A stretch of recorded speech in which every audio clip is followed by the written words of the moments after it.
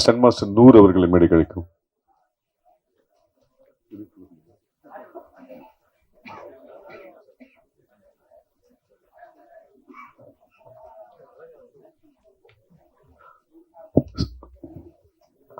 Singer Karishma அவர்களை அழைக்கும்.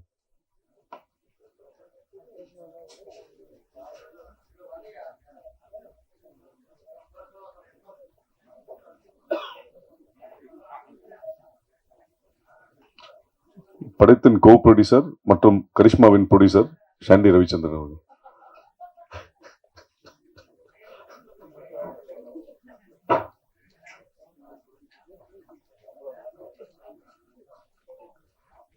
நாயகி ஷில்பா மஞ்சுநாத்.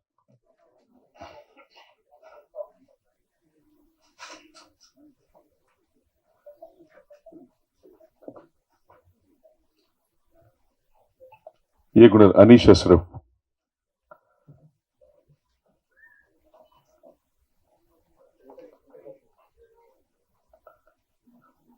தயாரிப்பாளர் மற்றும் படத்தின் எதிர்நாயகன் மகேஸ்வரன் தேவதாஸ்.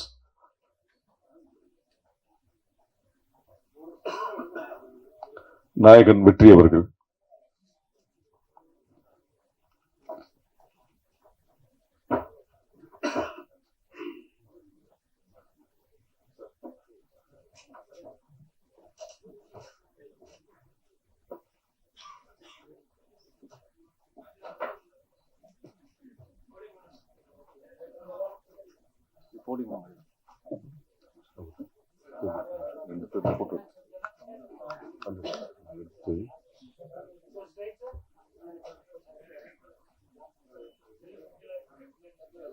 ரமேஷ்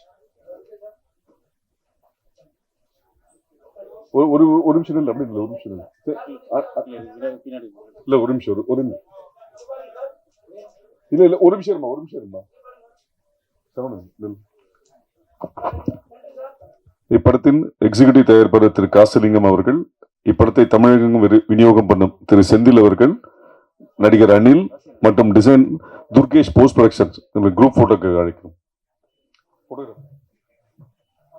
செந்தில் வாங்க. துர்கேஷ் துர்கேஷ் எங்க?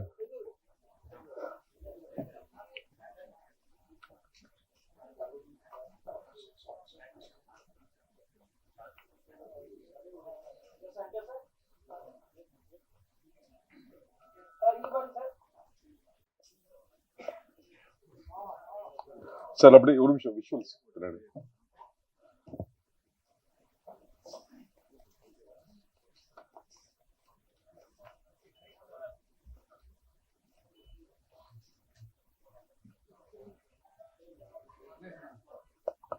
ஓகேம்மா,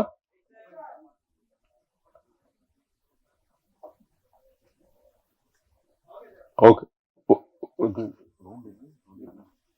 ஜிதேஷ் அவர்களை மேடைக்கு ஒரு முறை அழைக்கிறோம்.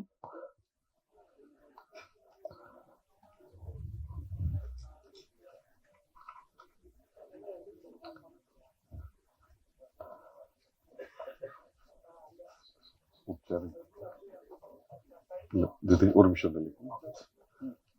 இப்படத்தின் இசையினை தயாரிப்பாளர் இணை தயாரிப்பாளர் இணைந்து வெளியிட படக்குழுவினர் அவர்கள் பெற்றுக் கொள்வார்கள். ஃபர்ஸ்ட் வீடியோ எடுத்துருங்கம்மா, போட்டோகிராஃபர் உட்காரு.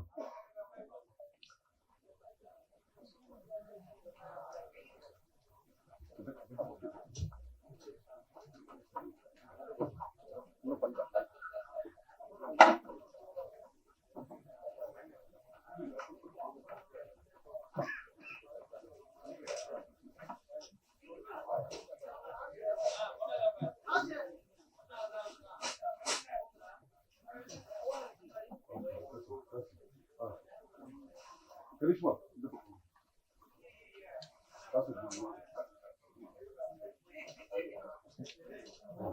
இல்ல இல்ல அப்படி இல்ல பாருங்க. First video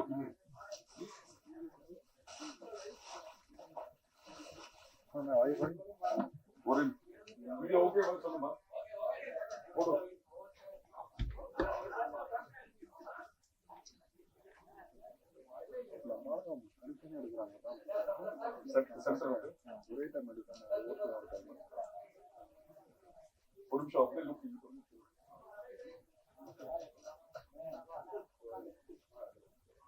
okay,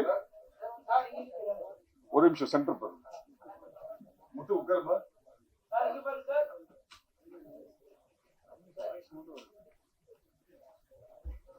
okay,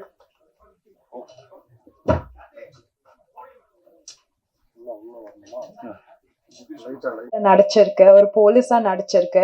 so Ashraf சாருக்கு ரொம்ப ரொம்ப தேங்க்யூ சொல்லணும் எனக்கு இந்த ஆப்பர்ச்சுனிட்டி கொடுத்ததுக்கு. என்னை வந்து இந்த படத்துல கோ டைரக்டர் விஜய் சார் தான் இன்ட்ரடியூஸ் பண்ணி வச்சாங்க. ஸோ அவங்களுக்கும் ரொம்ப தேங்க்ஸ் சொல்லணும். கண்டிப்பா இது வந்து ஒரு நல்ல படமா இருக்கும்னு நான் நம்புறேன். அண்ட் இது வந்து ஒரு crime thriller based subject. So August 1st release ஆகுது. கண்டிப்பா நீங்க எல்லாரும் தியேட்டர் போய் இந்த படத்தை பார்க்கணும். Thank you so much. தேங்க்யூ. அடுத்ததாக நடிகை அனிக்கு.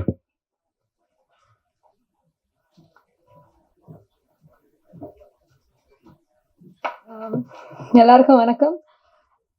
ஃபர்ஸ்ட் ஆஃப் ஆல் இது என்னோட debut movie. So thank you so much Ashraf sir as well as Mahesh sir. Thank you so much இந்த ஆப்பர்ச்சுனிட்டி எனக்கு கொடுத்ததுக்காக. இந்த படத்தில் நான் தம்பிராம சாரோட பொண்ணாக நடிக்கிறேன். So very excited. August 1st release ஆகுது. எல்லாரும் கண்டிப்பாக போய் பாருங்கள். தேங்க்யூ. தேங்க்யூ. அடுத்ததாக ஸ்டன் மாஸ்டர் நூறு.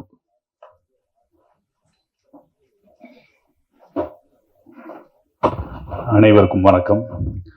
ஒரு கிரேட் ஆப்பர்ச்சுனிட்டி இந்த ப்ரொடக்ஷனில் நானும் ஒருத்தனாக ஒர்க் பண்ணியிருக்கேன்னு சொல்லிட்டு.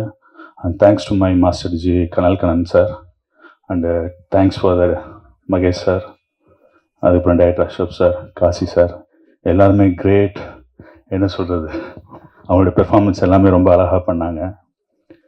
அதே மாதிரி மகேஷ் சார் வந்துட்டு எல்லாமே டூப் ஒர்க்லாம் வந்துட்டு எல்லாமே அந்த டூப்புமே வேண்டாம், அவருக்கு டூப்பு செட் ஆகாதுன்னு வைங்களேன். அவருடைய பாடி கண்டிஷனுக்கு எல்லாம் ஹாலிவுட்லேருந்து தான் கொண்டு வரணும். பட் அவரே வந்துட்டு எல்லா ஷார்ட்ஸுமே பண்ணார். அதை நான் சொல்லி ஆகணும். ஒரு இன்சிடெண்ட்டில் வந்துட்டு ஒரு 4th ஃப்ளோர்லேருந்து ஒரு டூப் ஷாட் பண்ணலான்னு சொல்லி பிளான் பண்ணோம். பட் அது வேண்டாம், நானே பண்ணுறேன்னு சொல்லிட்டு அவரே ஹேங் பண்ணார். 1 day ஃபுல்லாக இருக்குன்னு சொல்லி வித் த பேர் பாடியோட, எந்த ஒரு ஷர்ட்ஸோ வேறு எதுவும் யூஸ் பண்ணாமல் பேர் பாடியோட வந்து மேலேருந்து 4th floor வந்து கீழே லையாகி டவுன் ஆகி பண்ணார். ரொம்ப இன்ட்ரெஸ்டிங்கான சீன்ஸ். அதெல்லாம் நீங்கள் பார்க்கும்போது உங்களுக்கு தெரிய வரும் எவ்வளோ ஹார்ட் ஒர்க் பண்ணியிருக்காங்கன்னு சொல்லிட்டு. அது இப்போ காசி சார் என்னென்ன திங்ஸ்லாம் நம்ம கேட்டோமோ எதுக்குமே வந்துட்டு இல்லைன்னு சொல்லாமல் எல்லாமே ப்ரொவைட் பண்ணி கொடுத்தாங்க. அது ஃப்ளை கேமாக இருக்கட்டும், ஸ்டெடி கேமாக இருக்கட்டும், ஜிப்பாக இருக்கட்டும், என்னென்ன கேட்டோமோ, என்னென்ன ஃபைட்டர்ஸ் எத்தனை வேணும்னு சொல்லி கேட்டோமோ எதுவுமே நெக்லெக்ட் பண்ணாமல் மூஞ்சி சுளிக்காமல் எல்லாமே ப்ரொவைட் பண்ணி கொடுத்தாங்க. அதே மாதிரி அஷ்ரஃப் சாரை சொல்லி ஆகணும், கிரேட் ஒர்க்கர். அவரை எல்லா மாதிரி வளர்த்தே தெரியும், சார் கூட ஒர்க் பண்ணியிருக்கேன். அப்போ அவருடைய கிரேட் பெர்ஃபார்மன்ஸ்லாம் வந்துட்டு ரொம்ப அழகாக வடிமடித்து மனசில் வச்சுருந்ததெல்லாம் எக்ஸ்ப்ரெஸ் பண்ணாங்க. அதெல்லாம் அவுட்புட்டாக கொடுத்துருக்கோம். ஸோ உங்கள் கையில் தான் இருக்குது. பெரிய ஒரு சக்ஸஸாக இது பண்ணுவீங்கன்னு சொல்லிட்டு என்னுடைய எதிர்பார்ப்பு. Thank you for everything. Thank you sir. படத்தின் கோ ப்ரொடியூசர் திரு ஷாண்டி ரவிச்சந்திரன் அவர்கள். கரிஷ்மாவோட ப்ரொடியூசர். Hello everyone. சாரி, நான் ஃபர்ஸ்ட் டைம் என் மகேஷ் வந்து அண்ணா ஒரு படம் எடுப்போம்னா நான் தலையை சுரிஞ்சுட்டு ஏண்டா இந்த தேவையில்லாத வேலைன்னு சொன்னாங்க.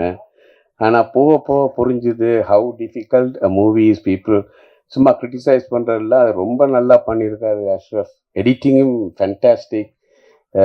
நான் எதிர்பார்த்த விட நல்லா வந்திருக்குது. ஆனால் அது நத்தான் எல்லோரும் சொல்லுவாங்க, ஆனால் நேராக நீங்கள் பார்க்கும்போது தான் புரியும்.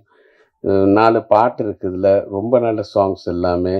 And everybody is really ton well. Anita, right? Anita has done a wonderful job, and so is practically everybody, even a little part they have done really well. It was very hard working. எங்கே காசி அண்ணே காணையில் as usual இப்படி தான் உட்காந்துருப்பார். ஆனால் அவர் இல்லாமல் படம் இல்லை. Right? Thank you very much. Hopefully all of you will support us. அடுத்ததாக இந்த படத்தில் ஒரு பாடலை பாடியிருக்கும் கரிஷ்மா அவர்கள் பேசி முடித்து விட்டு 2 லைன் பாடுவார்.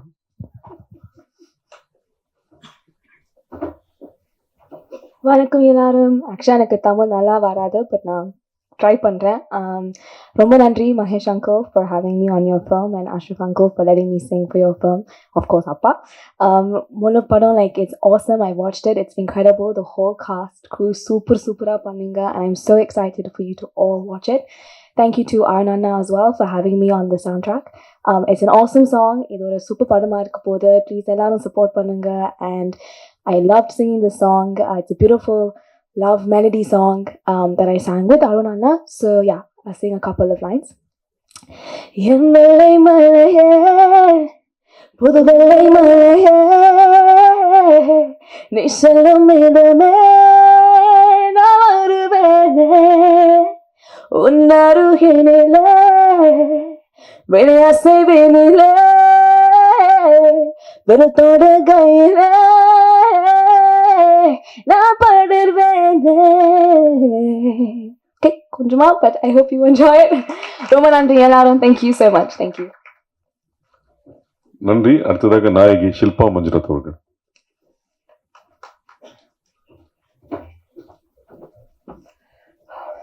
ஹலோ, எல்லாருக்கும் வணக்கம். ஸோ எவ்ரி டைம் நான் இங்கே வந்து நிற்கும்போது every time I get scared. So today நான் அதே யோசிச்சுட்டு இருந்தேன் எதுக்குன்னு. So I think it's first of all I want to say thank you to all of you, to the media, press எல்லாருக்குமே. And secondly I want to thank the industry. எனக்கு வாய்ப்பு கொடுத்ததுக்கு இந்த மண்ணுக்கு ரொம்ப ரொம்ப நன்றி. I have to say that because initially when I came to the industry Tamil தெரியாது, ஆக்டிங் வராது, அண்ட் வேற ஒரு நாட்டிலேருந்து வந்திருக்கேன். பட் எதுவுமே கண்டுக்காம இங்கே மட்டும்தான் அதை சப்போர்ட் பண்ணுறாங்க. அண்ட் ஹவு டு ஐ சே டேலண்ட்டை வந்துட்டு என்ஹான்ஸ் பண்ணுறாங்க. So I am very grateful. எனக்கு இங்கே காளி அண்ட் இஸ்பேர் ராஜா எதிராணி, சிங்கப்பெண்ணை அந்த மாதிரி ஒரு படத்து எனக்கு கிடைச்சிருக்கு. அந்த மாதிரி இந்த படம் கூட. So definitely you will love my character. And நிறையா ஃபிலிம்ஸ் பண்ணும்போது வேறு வேறு கேரக்டர்ஸ் பண்ணணும்னு எனக்கு ரொம்ப ஆசை. ஸோ அந்த மாதிரி இந்த படத்தில் கூட நான் ஒரு ஜேர்னலிஸ்டாக ப்ளே பண்ணியிருக்கேன். So firstly thank you Ashraf for believing in me. And படம் ரொம்ப நல்லா வந்திருக்கு. And I want to welcome Mahesh to the industry, to a beautiful industry. So as an actor and a producer. So August 1st இந்த thriller movie release ஆகிட்டுருக்கு. எல்லோரும் பாருங்கள், enjoy பண்ணுங்கள் and support பண்ணுங்கள். Thank you so much. Thanks Shilpa. இங்கே சென்னையின் தமிழ்நாடு மக்களுக்கு எப்பவுமே இந்த உடுப்பி ஹோட்டல் ரொம்ப பிடிக்கும். உடுப்பி ஹோட்டல் கொண்டாடுவாங்க. அது மாதிரி நீங்கள் உடுப்பிலேருந்து வந்திருக்கீங்க, உங்களையும் கொண்டாடுவாங்க. அடுத்ததாக இயக்குனர் அனீஷ் அஷ்ரஃப். இவர் பல மேடையை பார்த்தவர், அதனால சர்ன்னு பேசிட்டு போய் நிற்கிறாரு. நான் இங்கிருந்து பதறிட்டே இருக்கிறேன். ஐயோ, அடுத்தது எப்போ ஒரு ஆடு வந்துருச்சு. ஓகே, என்னோட பேர் வந்து அனீஷ் அஷ்ரஃப். ஆனால் இயக்குனர் ஏஆர் முருகதாஸ் சார்ட்ட மற்றும் வந்து முகவரி படம் பிஜத் துரை சார்ட்ட வந்துட்டு உதவி இயக்குனராக ஒர்க் பண்ணியிருக்கிறேன். இது என்னுடைய செகண்ட் மூவின்னு சொல்லலாம். தமிழில் இது ஃபஸ்ட் மூவி. இயக்குனர் மிஸ்கின் சாருடைய ராட்சசி பிசாசு படத்தை கன்னடத்தில் வந்து ராட்சசின்னு நான் வந்து ரீமேக் பண்ணியிருந்தேன். பட் இது கன்னடத்தில், இங்கே வந்து தமிழில் வந்துட்டு இதுதான் என்னுடைய முதல் படம். ஸோ அதை தான் என்னுடைய முதல் பக்கம், சென்னை ஃபைல்ஸ் முதல் பக்கம், எனக்கு முதல் பக்கம். என்னுடைய தயாரிப்பாளர் மகேஸ்வரன் தேவதாஸ் அவருக்கும் வந்துட்டு இது முதல் பக்கம்தான். நான் வந்து நம்மளுடைய இயக்குனர் சங்கத்தினுடைய ஒரு உறுப்பினராக இருக்கிறதுனால இங்கே என்ன படம் மோஸ்ட்லி இங்கே ஏதாவது வந்து ப்ரெஸ் மீட்டில் வந்து ஷோ போட்டாலோ எது போட்டாலோ மோஸ்ட்லி இங்கே நான் வந்திருக்கிறேன். வந்து அந்த இடத்துல உட்காருவேன். அங்கேருந்து பார்க்கும்போது இங்கே ஒரு 10 பேர் தான் தெரிவாங்க. அப்போ ஈஸியாக தெரியும். ஆனால் எங்கேருந்து பார்க்கும்போது 100 பேர் தெரியுறாங்க. ஓ, ஒவ்வொருத்தரும் பேசும்போது தயங்கிட்டு இருந்தது, பயந்துட்டு இருந்தது இதுதானாங்கிறது இப்போ தெரியுது. இது ஒரு முக்கியமான மேடை. இந்த மேடைக்கு வந்து ஆசைப்படாத உதவி இயக்குனர்கள் யாருமே இருக்க முடியாது. அந்த மேடை கிடைக்கும் பொழுது அதனுடைய சந்தோஷம் வேற ஒன்று அப்படிங்கிறத நான் இந்த நேரத்தில் இந்த நிமிஷத்தில் உணர்ந்து சொல்கிறேன். இங்கே உதவி இயக்குனர்களாகவும்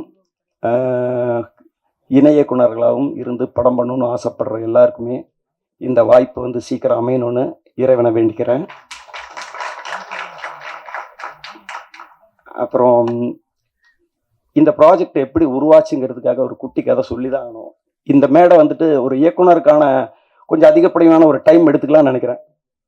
எடுத்துக்கலாம், ஓகே. ஏன்னா ஐயோ ரொம்ப பேசி கொண்டாண்டா நான் இருக்கக்கூடாதுல்ல. ஆக்சுவலி எனக்கு சிங்கப்பூரில் ஒரு நண்பர் மூலியமா வந்துட்டு நம்ம மகேஸ்வரன் தேவதாஸ் தயாரிப்பாளர் வந்து ஃபோனில் பேசக்கூடிய ஒரு வாய்ப்பு கிடைச்சிது. ஸோ ஃபோனில் தான் அவங்க பேசிகிட்டு இருக்கிறோம். அவர் வந்து எனக்கு சினிமாவில் உள்ளே என்ட்ராகணும்னு நல்ல ஆசையாக இருக்குது. ஸோ ஒரு தயாரிப்பாளராக நான் உள்ளே வரப்போகிறேன். உங்களை பற்றி கேள்விப்பட்டேன், நீங்கள் இயக்குனர் முருகதாஸ் சாரோட உதவி இயக்குனர்னு அப்படின்னா. ஓகே, ஒரு தயாரிப்பாளர் கிடச்சிட்டாரு, இதுக்காக தான் எவ்வளோ நாள் போராடணும் அப்படின்னா. அடுத்த ஒரு வார்த்தை சொல்கிறார், அதில் நான் ஒரு கேரக்டர் நடிக்கணும் அப்படின்னாரு. ஐயோ போச்சுடா, இந்த சிங்கப்பூர்லேருந்து ப்ரொடியூசர் வர்றாங்க, உடனே நடிக்கணும்னு வேறு சொல்கிறாரு அப்படின்ட்டு எனக்கு ஒரு பயம் இருந்தது. சார் உங்களோட ஃபோட்டோஸ் எல்லாம் கொஞ்சம் என்னோடய வாட்ஸ்அப்புக்கு அனுப்புறீங்களா அப்படின்னா. ஓகே அனுப்புகிறேன் அப்படின்னாரு. கொஞ்ச நேரத்தில் டக் டக் டக் டக் டக்னு வருது. ஃபோட்டோஸ் ஓப்பன் பண்ணி பார்த்தானா பாடி பில்டு, அவருடைய உடம்பு இதெல்லாம் பார்த்தோன்னா வேற லெவலில் இருந்தது. செம்மையாக இருக்காரு. ஒருவேளை இவர் ஹீரோ நடிக்கணும்னு சொல்லுவாரோ. சரி எதுக்கும் பேசி பார்ப்போம். மறுபடியும் பேசினேன். நான் கேட்குறதுக்கு முன்னாடி அவர், அஷ்ரஃப் என்னோடய ஃபோட்டோ பார்த்தீங்களா அப்படின்னாரு. பார்த்தேன் சார். நான் வில்லனாக நடிக்கணும் அப்படின்னா. அப்பா, இதுதான் நானும் ஆசைப்பட்டேன். உங்களை வில்லனாக தான் நடிக்க வைக்கணுங்கிறத வந்து உங்கள் ஃபோட்டோ பார்த்தோன்னே நீங்கள் தயாரிப்பார இல்லைன்னா கூட நான் உங்களை கூப்பிட்டுருப்பேன். அப்படி ஒரு பாடியோட, அப்படி ஒரு ஃபிசிக்ஸோட இருந்த அவரை வந்து தமிழில் வந்துட்டு நம்ம வில்லனை வந்து அறிமுகப்படுத்துவோம். ஏன்னா ரொம்ப நாள் ஆயிடுச்சு, ரொம்ப வருஷங்கள் ஆயிடுச்சு. சரத்குமார் ஒரு தடவை வந்து இந்த புலன் விசாரணை டைமில் வந்து அப்படி சட்டை கழட்டி நிற்பார். அப்போ வந்து எல்லாருமே அதை பற்றி பேசினாங்க. சரத்குமார் வந்து என்ன பாடியில் ஒருத்தர் வந்தாருன்னு. அதுக்கப்புறம் வந்து எனக்கு லாங் டைம் ஆயிடுச்சு அப்படி ஒரு வில்லன் என்றாகலை அப்படின்னு நான் நினைக்கிறேன். சில இடத்துல வந்திருக்கலாம், இருந்தாலும் கூட அவங்க கொஞ்சம் குறைவாக இருக்குது. அதை வந்துட்டு அவர் கண்டிப்பாக பூர்த்தி பண்ணுவார். இந்த படத்தை பார்த்ததுக்கப்புறம் அவருக்கு நிறைய வாய்ப்புகள் வரும் அப்படிங்கிறத நான் அவர்கிட்ட சொல்லியிருக்கிறேன். எதுக்கும் அவர் வந்து சைடில் வந்துட்டு நம்ம இயக்குனராக இருந்தாலும் அவருக்கு ஒரு மேனேஜரை வந்து ஒரு அக்ரிமெண்ட் போட்டுடலாமான்னு நினைக்கிறேன். ஸோ அப்படி தான் வந்துட்டு இது. அப்போது அவருக்கும் எனக்குமான ஒரு சின்ன டீல் என்னன்னா, இவர் நடிப்பாரா, உடம்பு நல்லா இருக்குது, சூப்பராக இருக்காரு, பட் நடிப்பாரா அப்படிங்கிற ஒரு டவுட்டு. அப்போ நான் என்ன பண்ணேன், சார் நம்ம ஃபஸ்ட்டு ஒரு ஷார்ட் ஃபிலிம் பண்ணலாமே அப்படின்னேன். உடனே அவர் ஓகே பண்ணலாமே அப்படின்னாரு. சரி ஓகே, ஷார்ட் ஃபிலிம் டைமில் தான் நாங்கள் ஃபஸ்ட்டு வந்து நான் அவரை மீட் பண்ணுறேன். ஷார்ட் ஃபிலிமில் நான் என்ன பண்ணிட்டேன்னா, நான் நல்லா லென்த்தாக டைலாக் நிறைய எழுதி இவரை வந்து இது பண்ணணும். ஆனால் எனக்கு ஒரு சேலஞ்சு, ஷார்ட் ஃபிலிம் பண்ணும்போது ஷார்ட் ஃபிலிமில் வில்லனாக நடிக்கணும். வில்லனுக்கு ஒரு ஷார்ட் ஃபிலிம், ஹீரோக்கு ஷார்ட் ஃபிலிமு. இல்லைன்னா நம்ம ஒரு யூஸ்வலாக வந்து ஒரு ஏதோ ஒரு ஸ்கிரிப்ட் வந்து ஒரு லைன் சின்னதாக வச்சுருப்போம், பண்ணலாம். பட் இவருக்காகவே நான் ஒன்று பண்ணுறேன். அதில் வில்லன் வித்து ஒரு மறைமுகமான ஒரு ஹீரோ வந்தார். ஒரு எக்ஸ்பீரியன்ஸ்டான ஒரு ஆக்டர் எப்படி நடிப்பா அப்படியோ ஒன் டே ஷூட்டில் அது அவர் நடித்தார். அங்கே நான் முடிவு பண்ணிட்டேன், இவர் தான் என் படத்தினுடைய வில்லன் அப்படின்னு. பட் லேட்டராக தான் எனக்கு ஒன்று தெரிஞ்சுது, அவர் ஷார்ட் ஃபிலிம் வந்து என்னை வச்சு எடுத்தார்ல, அவர் மைண்டுக்குள்ளார இவன் கரெக்டாக டைரக்ஷன் பண்ணுறானான்னு பார்ப்போம். அப்போ இவனை டைரக்டராக போடலான்னு டெஸ்ட் நான் அவருக்கு வச்சிருக்கிறதா நினச்சா, டெஸ்ட் அவர் எனக்கு வச்சிருக்காரு. அதுக்கப்புறம் தான் அவர் சொல்கிறார், அஷ்ரஃப் உங்கள் ஷார்ட் ஃபிலிமை பார்த்தேன், ரொம்ப பிரமாதமாக இருக்குது, சரி படம் பண்ணலாம், ஃப்யூச்சர் ஃபிலிமை வந்து பண்ணலாம், இப்போ ஏதாவது ஸ்கிரிப்ட் இருந்தால் சொல்லுங்கன்னா. அந்த டைமில் தான் வந்துட்டு இந்த கதை அவர்கிட்ட சொல்ல வேண்டிய ஒரு இதில் வந்து ஃபுல் ஸ்கிரிப்டை நான் சொன்னேன். அவர் கேட்டார், அவருக்கு வந்து பவுண்டேடு கொடுத்தேன், வாங்கிட்டு போய் படிச்சுட்டு இம்மீடியட்டாக ஸ்டார்ட் பண்ணலாம், இதுக்கு லேட்டே ஆக வேணாம் அப்படின்னு சொல்லி இந்த படத்தை வந்துட்டு அந்த எப்போ நான் கதை சொல்லி முடித்தனோ, எப்போ அவர் பவுண்டேடு வாங்கி படித்தாரோ இம்மீடியட்டாக வந்து நான் ஒரு இயக்குனர் ஆகக்கூடிய அங்கீகாரத்தை கொடுத்துருக்காரு. அது என் வாழ்நாளில் மறக்கவே முடியாது. ரொம்ப ரொம்ப ரொம்ப தேங்க்ஸ் மகேஸ்வரன் தேவதாஸ் சார். நான் ஏன் அவரோட நேம் வந்து திரும்ப திரும்ப உச்சரிக்கிறேன்னா, அவர் தயாரிப்பாளர் மாதிரியே நடந்துக்க மாட்டார், ஒரு நண்பன் மாதிரி தான் நடந்துக்குவார். அவர் வந்து ரெண்டாவது ஒரு விஷயத்த சொன்னார், இந்த நிமிஷத்திலிருந்து நான் வந்து உங்களுடைய படத்தினுடைய தயாரிப்பாளர் அல்ல, நான் ஒரு ஆக்டர். நீங்கள் எந்த ஒரு விஷயமா இருந்தாலும் ஆக்டிங்கை பற்றி மட்டும்தான் என்கிட்ட பேசணும். இந்த படத்தினுடைய ஒரு தயாரிப்பாளர் மாதிரி நீங்கள் பேசணும், அவங்கள்ட்ட ஷேர் பண்ணணும்னா அது வந்து ஷாண்டி ரவிச்சந்திரன் சார்கிட்ட தான் பேசணும் அப்படின்னாரு. ஸோ அவர் உள்ள இந்த படத்துக்குள்ளார வந்தார். அவர் வந்து கிளியர் கட் ஒன்று சொன்னார், அஷ்ரஃப் இந்த படத்தில் உங்களுக்கு என்ன வேணும், இந்த கதை இந்த பவுண்டட் ஸ்கிரிப்டில் நீங்கள் எழுதப்பட்ட அத்தனை விஷயமும் உங்களுக்கு வரும், ஆனால் நீங்கள் சொன்ன டைமுக்குள்ளார இந்த படத்தை முடிக்கணும், அது மட்டும்தான் உங்களுக்கான டாஸ்க் அப்படின்னாரு. ஓகே சார் அப்படின்னா. அப்புறம் அதுக்கு கீழே வந்து நம்ம manager Kasi sir, Kasi sir வந்துட்டு நிறைய எக்ஸ்பீரியன்ஸ்டாக நிறைய படத்தை வந்துட்டு ஒர்க் பண்ணிட்டு வந்தவர். அவருக்கு வந்து தெரியும் நம்ம என்ன சொன்னாலும் எத்தனை நிமிஷத்தில் எத்தனை நேரத்தில் அந்த பொருள் இங்கே வரும் அப்படிங்கிறது வந்து அவருக்கு நல்லாவே தெரியும். அதனால் வந்துட்டு ஷூட்டிங்கில் எந்த ஒரு குழப்பம் இல்லாமல் ஒரு செட்டப் அரேஞ்ச்மெண்ட் எனக்கு பண்ணி கொடுக்கறதுனால நான் உங்கள்கிட்ட சொன்னேன், இந்த படம் இத்தனை நாளில் முடிக்கிறேன் அப்படின்னா அதே நாளில் முடித்தேன். ஒரு நாள் கூட எக்ஸ்டெண்ட் பண்ணாமல் அந்த படத்தை வந்து நான் முடித்தேன். அதில் வந்து எனக்கு இன்னொரு சேலஞ்சிங் இருந்தது. ஏன்னா நான் வந்து பெரிய இயக்குனர் முருகதாஸ் சார்கிட்ட இருந்து ஒர்க் பண்ணிட்டு வந்ததுனால பெரிய செட்டப்பில் பெரிய இடத்துல எல்லாம் ஒர்க் பண்ணிட்டு வந்திருக்கிறேன். இது வந்து பட்ஜெட்டாக சின்னதுன்னு நம்ம சொல்ல முடியாது. ஏன்னா இந்த கதைக்கு என்ன தேவையோ அந்த கதைக்கானது வந்து கொடுத்துட்டாங்க. பட்டு அங்கிருந்து நம்ம ஒர்க் பண்ணிட்டு வரும்போது அந்த ஸ்டைல் வேற, பட் இங்கே வரும்போது நம்மளோட ஸ்டைலை மாற்றிக்கணும். இந்த படத்தை ஸ்க்ரீனில் பார்க்கும்போது பெரிய படமாக இருக்கணும், அதில் எந்த மாற்றமும் இருக்கக்கூடாதுன்னு நாங்கள் முடிவு பண்ணேன். இந்த ட்ரெய்லர் கூட உங்களுக்கு அப்படிப்பட்ட ஒரு ஃபீல் கொடுத்துருக்குன்னு நான் நினைக்கிறேன். இது ஒரு பெரிய படமான ஒரு ஃபீலை கொடுத்துருக்கிற அளவுக்கு நான் எடுத்திருக்கிறேன். இந்த படத்தை வந்து இன்னும் வெளியில் இருக்கக்கூடிய நபர்கள் யாரும் பார்க்கல, எங்களுடைய டீம் மட்டும் பார்த்தாங்க. அந்த டீமில் இருக்கிற எல்லாருமே வந்து அப்ரிஷியேட் பண்ணாங்க. எனக்கு என்னுடைய டீம் அப்ரிஷியேட் பண்ணுறதுங்கிறத விட பப்ளிக்காக என்னுடைய இயக்குனர் சங்கத்தை சார்ந்த என்னுடைய நண்பர்கள் இயக்குனர்கள் வெளியில் பப்ளிக் எல்லாருமே வந்துட்டு பாராட்டினா தான் என்னுடைய முதல் பக்கத்துக்கு அப்புறம் அடுத்த பக்கமும் ஓப்பன் ஆகும். ஸோ இந்த முதல் பக்கங்கிறது எனக்காக வச்ச பேரல்ல, சென்னை ஃபைல்ஸ் முதல் பக்கங்கிறது ஒரு கேஸ் ஃபைலை வந்து ஓப்பன் பண்ணக்கூடிய ஒரு விஷயம் இந்த கதையில் இருக்குது. அது வந்து எனக்கும் அது பொருந்துற மாதிரியான ஒரு விஷயமா இருந்தது. தயாரிப்பாளர் அவரும் சொன்னார், இல்லை இது ரொம்ப நல்லா இருக்குது, எல்லாத்துக்குமான ஒரு விஷயமா இருக்குன்னாரு. சரி ஓகே அப்படின்னு சொல்லி இதை நாங்கள் ஃபிக்ஸ் பண்ணோம். அப்புறம் முருகதாஸ் சார்ட்டிருந்து ஒரு விஷயத்த வந்துட்டு நான் கற்றுக்கிட்டு வெளியில் வந்த விஷயம் என்னென்னா, அவர் ஒரு கதை முதல்ல வந்து டிஸ்கஷனில் பேசும்போது முதல்ல ஒரு சோஷியல் மெசேஜை வந்து முதல்ல எடுத்துக்குவார். இந்த சோஷியல் மெசேஜ் நம்ம வந்து முதல்ல எல்லா இடத்துக்கும் ரீச் பண்ணோம். இதுக்கு தான் கதை பண்ணோம். கதையை பண்ணிக்கிட்டு வந்துட்டு என்ன மெசேஜ் சொல்லலான்னு தேடுறது கிடையாது. முதல்ல ஒரு மெசேஜ் அவர் எடுத்துக்குவார். அந்த மெசேஜை சுற்றி தான் சீன், அதை சுற்றி தான் வந்து திரைக்கதை எல்லாமே பண்ணுவார். ஸோ நான் கூட வந்துட்டு க்ரைம் த்ரில்லருங்கிறது நிறைய வந்துக்கிட்டு இருக்குது. சமீபத்தில் கூட வந்துட்டு ஒரு படமெல்லாம் பெரிய ஹிட் ஆகிடுச்சு. ஸோ வந்து ஒரு சேஃப் ஜோன் சொல்லலாம். பேய் படமும் த்ரில்லர் கதை இதெல்லாம் வந்துட்டு எப்போவுமே ஒரு சேஃப் ஜோன். அப்படி ஒரு சேஃப் ஜோனாக இது இருந்தால் கூட நான் அவர்கிட்ட வெளியில் வரும்போது நம்ம படத்துலேயே ஒரு சோஷியல் மெசேஜான ஒரு விஷயத்த சொல்லணும் அப்படிங்கிறதுல ரொம்ப ஸ்ட்ராங்காக இருந்தேன். அப்படி ஒரு சோஷியல் மெசேஜ் இந்த படத்தில் சொல்லப்பட்டிருக்குது. அதை வந்து நீங்கள் ஸ்க்ரீனில் பார்த்ததுக்கப்புறம் தெரிஞ்சுக்கலாம். அதை நான் இப்போ நான் சொல்லலை. பட்டு ஒரு க்ரைம் படத்தில் இப்படி ஒரு விஷயம் சொல்ல முடியுமாங்கிற அந்தளவுக்கு வந்து நாங்கள் மெனக்கெட்டு ஒரு விஷயம் என்னுடைய டீம் உதவி இயக்குனர்களை வந்து எல்லாருமே வந்து இது பண்ணலாங்க.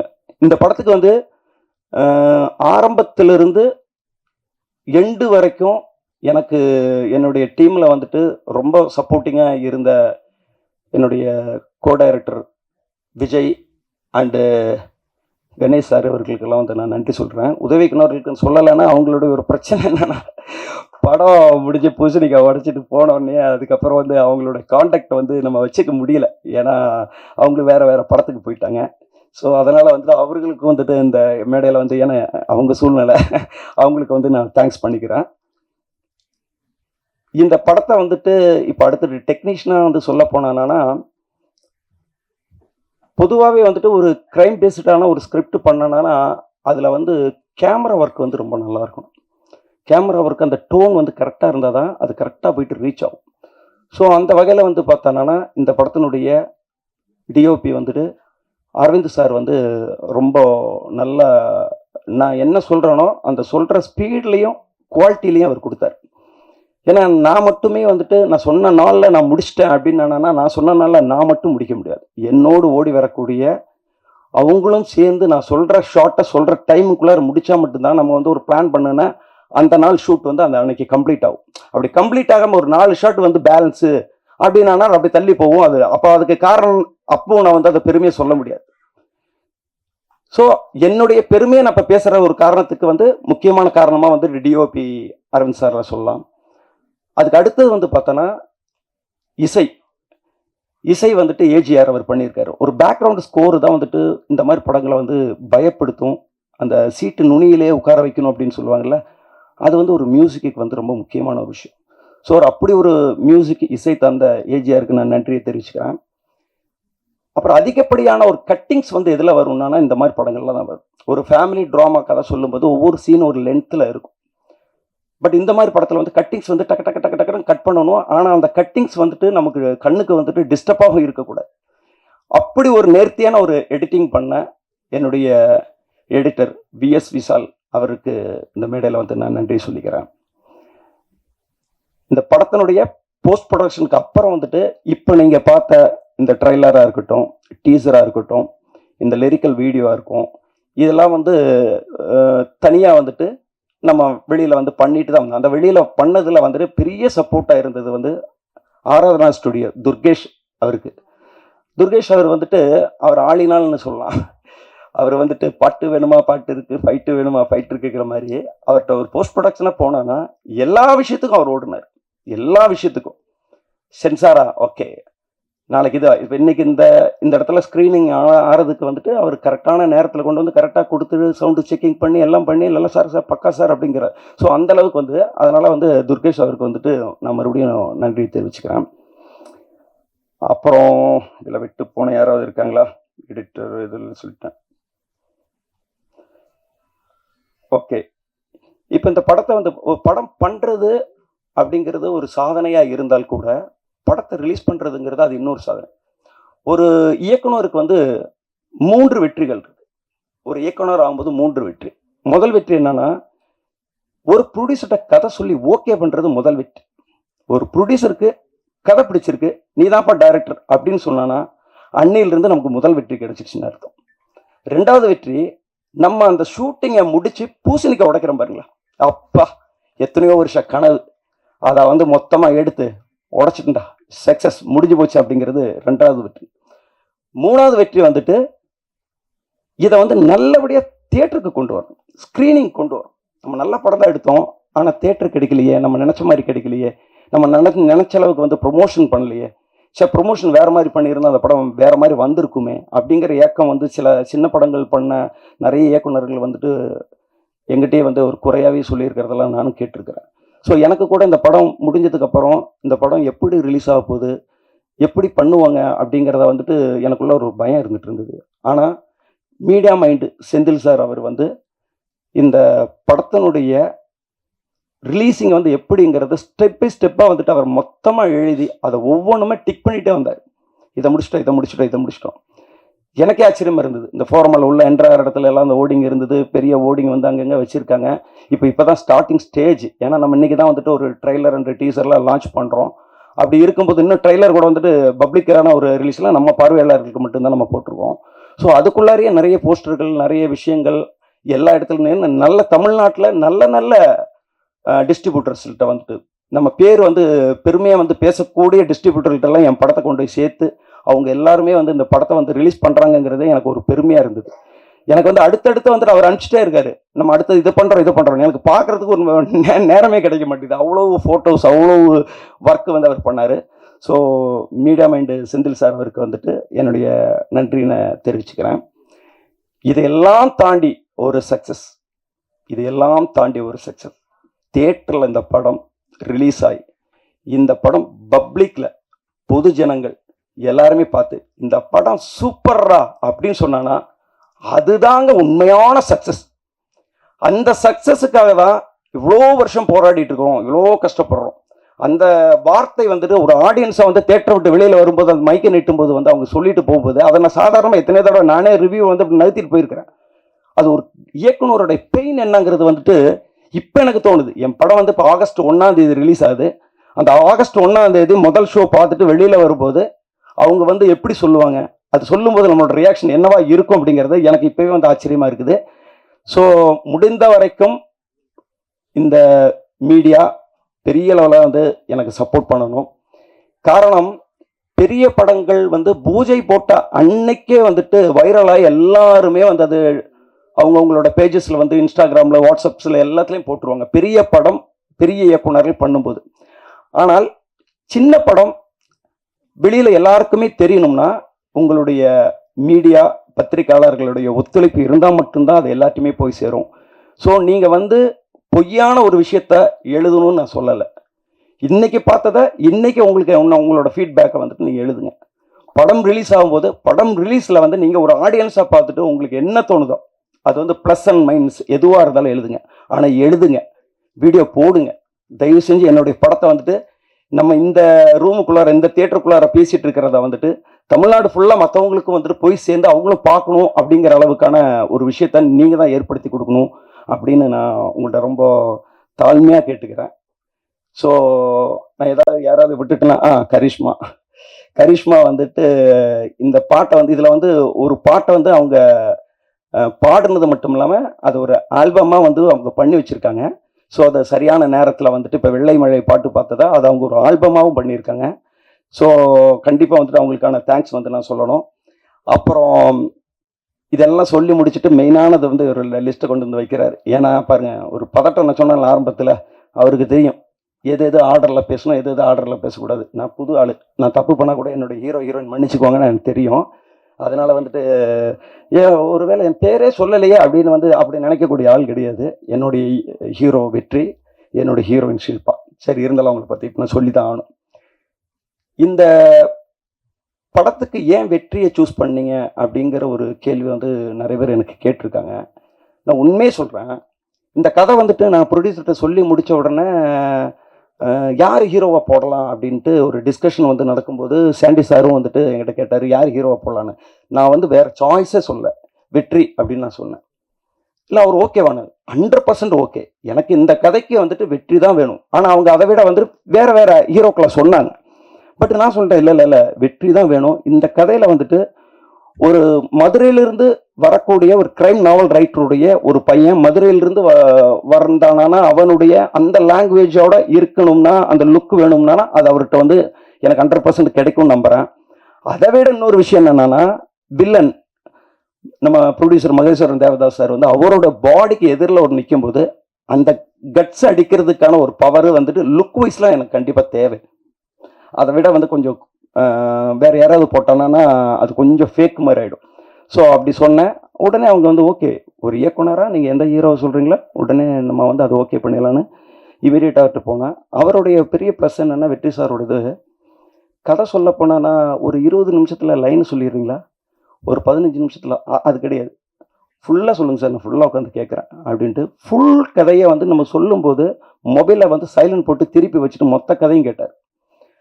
அந்த கதையை கேட்டது மட்டும் இல்லாமல் மறுபடியும் எங்கிட்ட பவுண்டட் ஸ்கிரிப்டும் எங்கிட்ட இருந்து வாங்கி அந்த கொடுத்ததுலேருந்து 3 நாளில் படித்து முடிச்சிட்டாரு. படித்து முடிச்சு மறுபடியும் என்கிட்ட கால் பண்ணி சொல்கிறார், சார் படித்தேன் சார், நீங்கள் கதை சொன்னதில் விட சிலதை விட்டு போனதெல்லாம் வந்துட்டு இதெல்லாம் பார்க்கும்போது தெரியுது, ரொம்ப நல்லா இருக்குது. எனக்கு சின்னதாக ஒரு அபிப்பிராயமாக இது மட்டும் தோணுது அது மட்டும் தோணுதுன்னு சின்ன விஷயங்கள் சொன்னாங்க. அது சிலதை வந்து மாற்றிருக்கேன், சிலதை வந்து இல்லை சார் அது அப்படி தான் வேணும் அப்படின்ட்டு ஒரு இது பண்ணேன். அப்புறம் அதே மாதிரி வந்து ஷில்பா மஞ்சுநாத் அவர்கிட்ட வந்து நான் கதை சொல்கிற நேரத்தில் அவங்க டெல்லியில் இருந்தாங்க. பட் அவங்க கதை வந்துட்டு ஃபோனில் கேட்டுட்டு நான் வந்து இத்தனாம் தேதி இங்கே வருவேன், வந்தது வந்துட்டு நம்ம மீட் பண்ணுவோம் அப்படின்னாங்க. சரி ஓகேண்ணே. அப்புறம் நான் அவங்கள்ட்ட வந்து சொன்னேன், ஃபுல் கதை வந்து நான் மொபைலில் தான் சொல்ல வேண்டிய ஒரு சுச்சுவேஷன் இருந்தது. அவங்க வேறு ஏதோ டூருக்காக போயிருந்தாங்க. அவங்க ஒரு பாயிண்ட் சொன்னாங்க, நான் ஒரு படத்தை வந்துட்டு சூஸ் பண்ணும்போது 2 விஷயத்துக்காக தான் சூஸ் பண்ணுவேன். ஒன்று, என் கேரக்டர் இந்த படத்தில் பவர்ஃபுல்லாக இருக்கா, இல்லை இந்த படம் சூப்பராக இருக்கா. ஒரு சூப்பர் படத்தில் நான் நடிக்கிறதுக்கும் நான் தயார், இல்லைன்னா என் கேரக்டர் ரொம்ப பவர்ஃபுல்லாக இருந்தாலும் நடிக்க தயார். அப்படி இருக்கும்போது இதில் 2மே இருக்குது, நான் பண்ணுறேன் அப்படின்னாங்க. ஸோ அப்படி தான் வந்து அவங்க நம்ம படத்துக்குள்ளார வந்து ஒரு ரிப்போர்ட்டர் கேரக்டராக தான் வந்திருக்காங்க. உங்களுடைய ஒரு கேரக்டரில் தான் அவங்க இருக்கிறாங்க, ரிப்போர்ட்டரை. நான் வந்து இப்போ பார்க்குற ஷில்பா மஞ்சுநாத்தை வந்து நாங்கள் ஷூட்டிங்கில் பார்க்கல, திடீர்னு வரும்போது ரியலாகவே ரிப்போர்ட்டர் வந்து ஏதோ நம்ம படத்துக்கு வந்துட்டு பேட்டி எடுக்க தான் வந்திருக்காங்கிற மாதிரி அவ்வளோ அந்த லுக்கை மெயின்டைன் பண்ணி அவங்கள வந்து அப்படி ஒரு காஸ்டியூம்ஸ் விஷயம் எல்லாம் அவங்களுக்கு மெயின்டைன் பண்ணி கொடுத்தா கூட அவங்க வந்து நிற்கும்போது வந்து ஒரு ரிப்போர்ட்டர் மாதிரி வந்து நின்னாங்க. ரொம்ப நன்றி. அப்புறம் சரி, வேறு யார் சார் விட்டுருக்கேன்?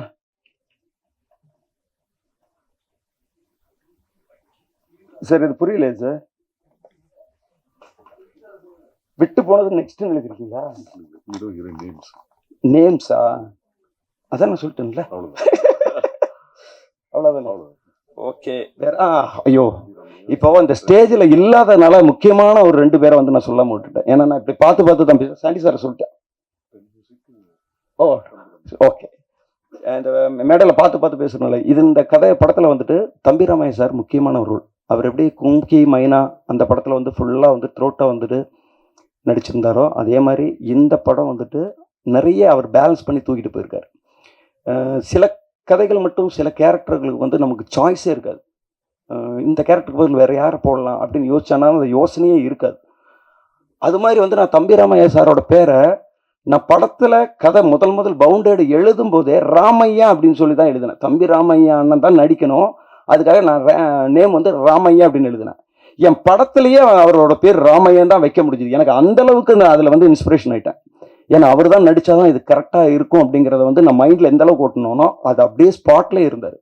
ஏன்னா அவருக்குள்ளார ஒரு இயக்குனர் இருக்கார்ல, அதனால் வந்துட்டு அவர் வந்து தம்பி இந்த டைலாக்கை கொஞ்சம் இப்படி மாற்றலாமா அப்படிம்பாரு. கரெக்டாக இருந்ததுன்னா கரெக்டுன்னு சொல்லுவேன், இல்லைன்னா அது வேணான்னா ஓகே விட்டுருப்ப தம்பி அப்படிம்பாரு.